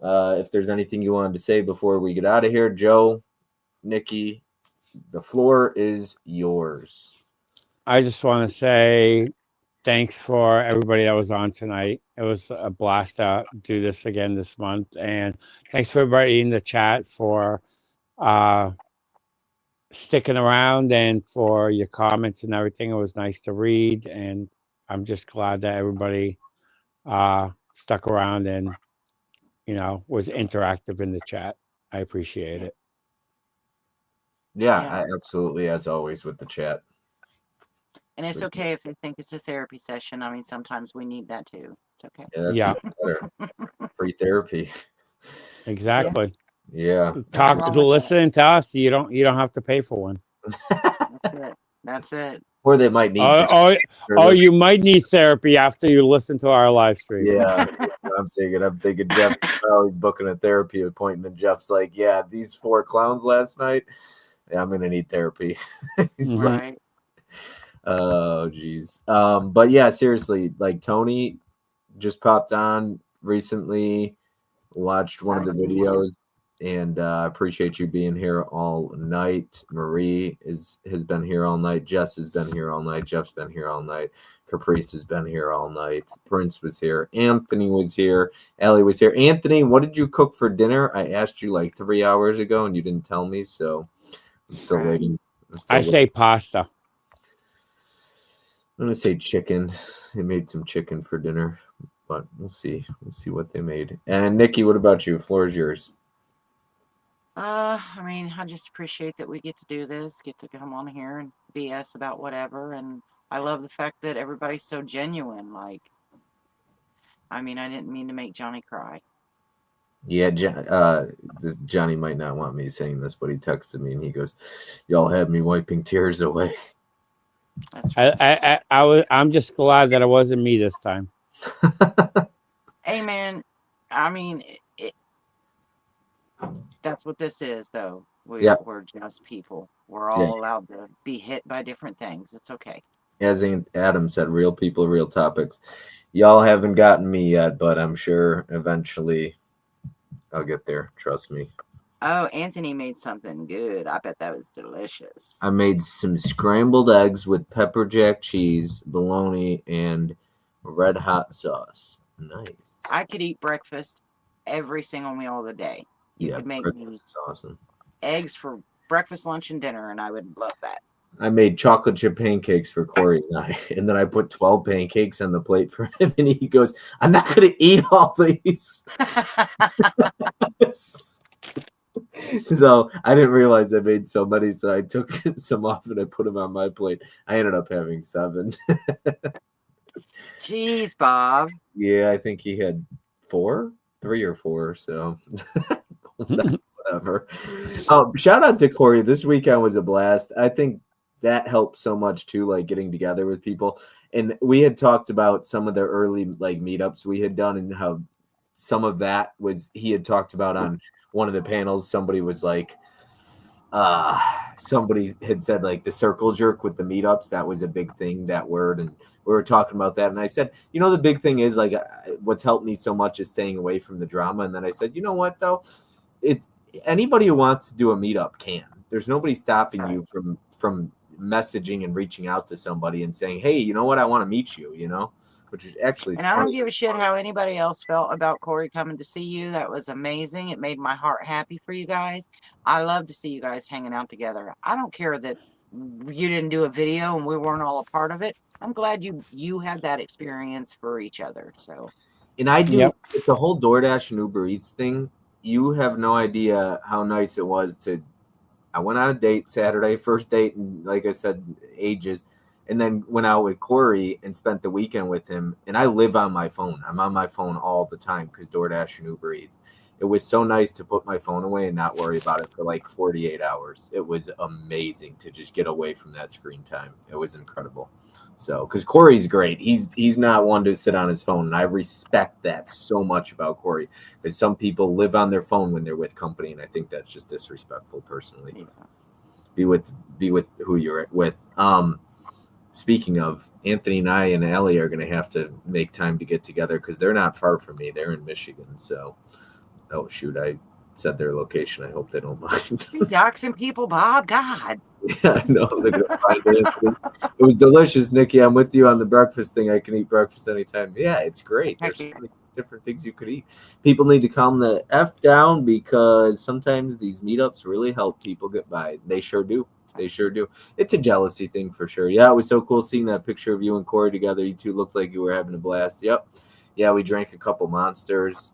And I had him try a couple new flavors. He's like, well, I see you trying all these new flavors. I guess I will. So I got to find out what he thought of the new flavors. But yeah, it was a lot of fun. It was good times. So Yeah, I seen that you didn't like the dreamsicle flavor.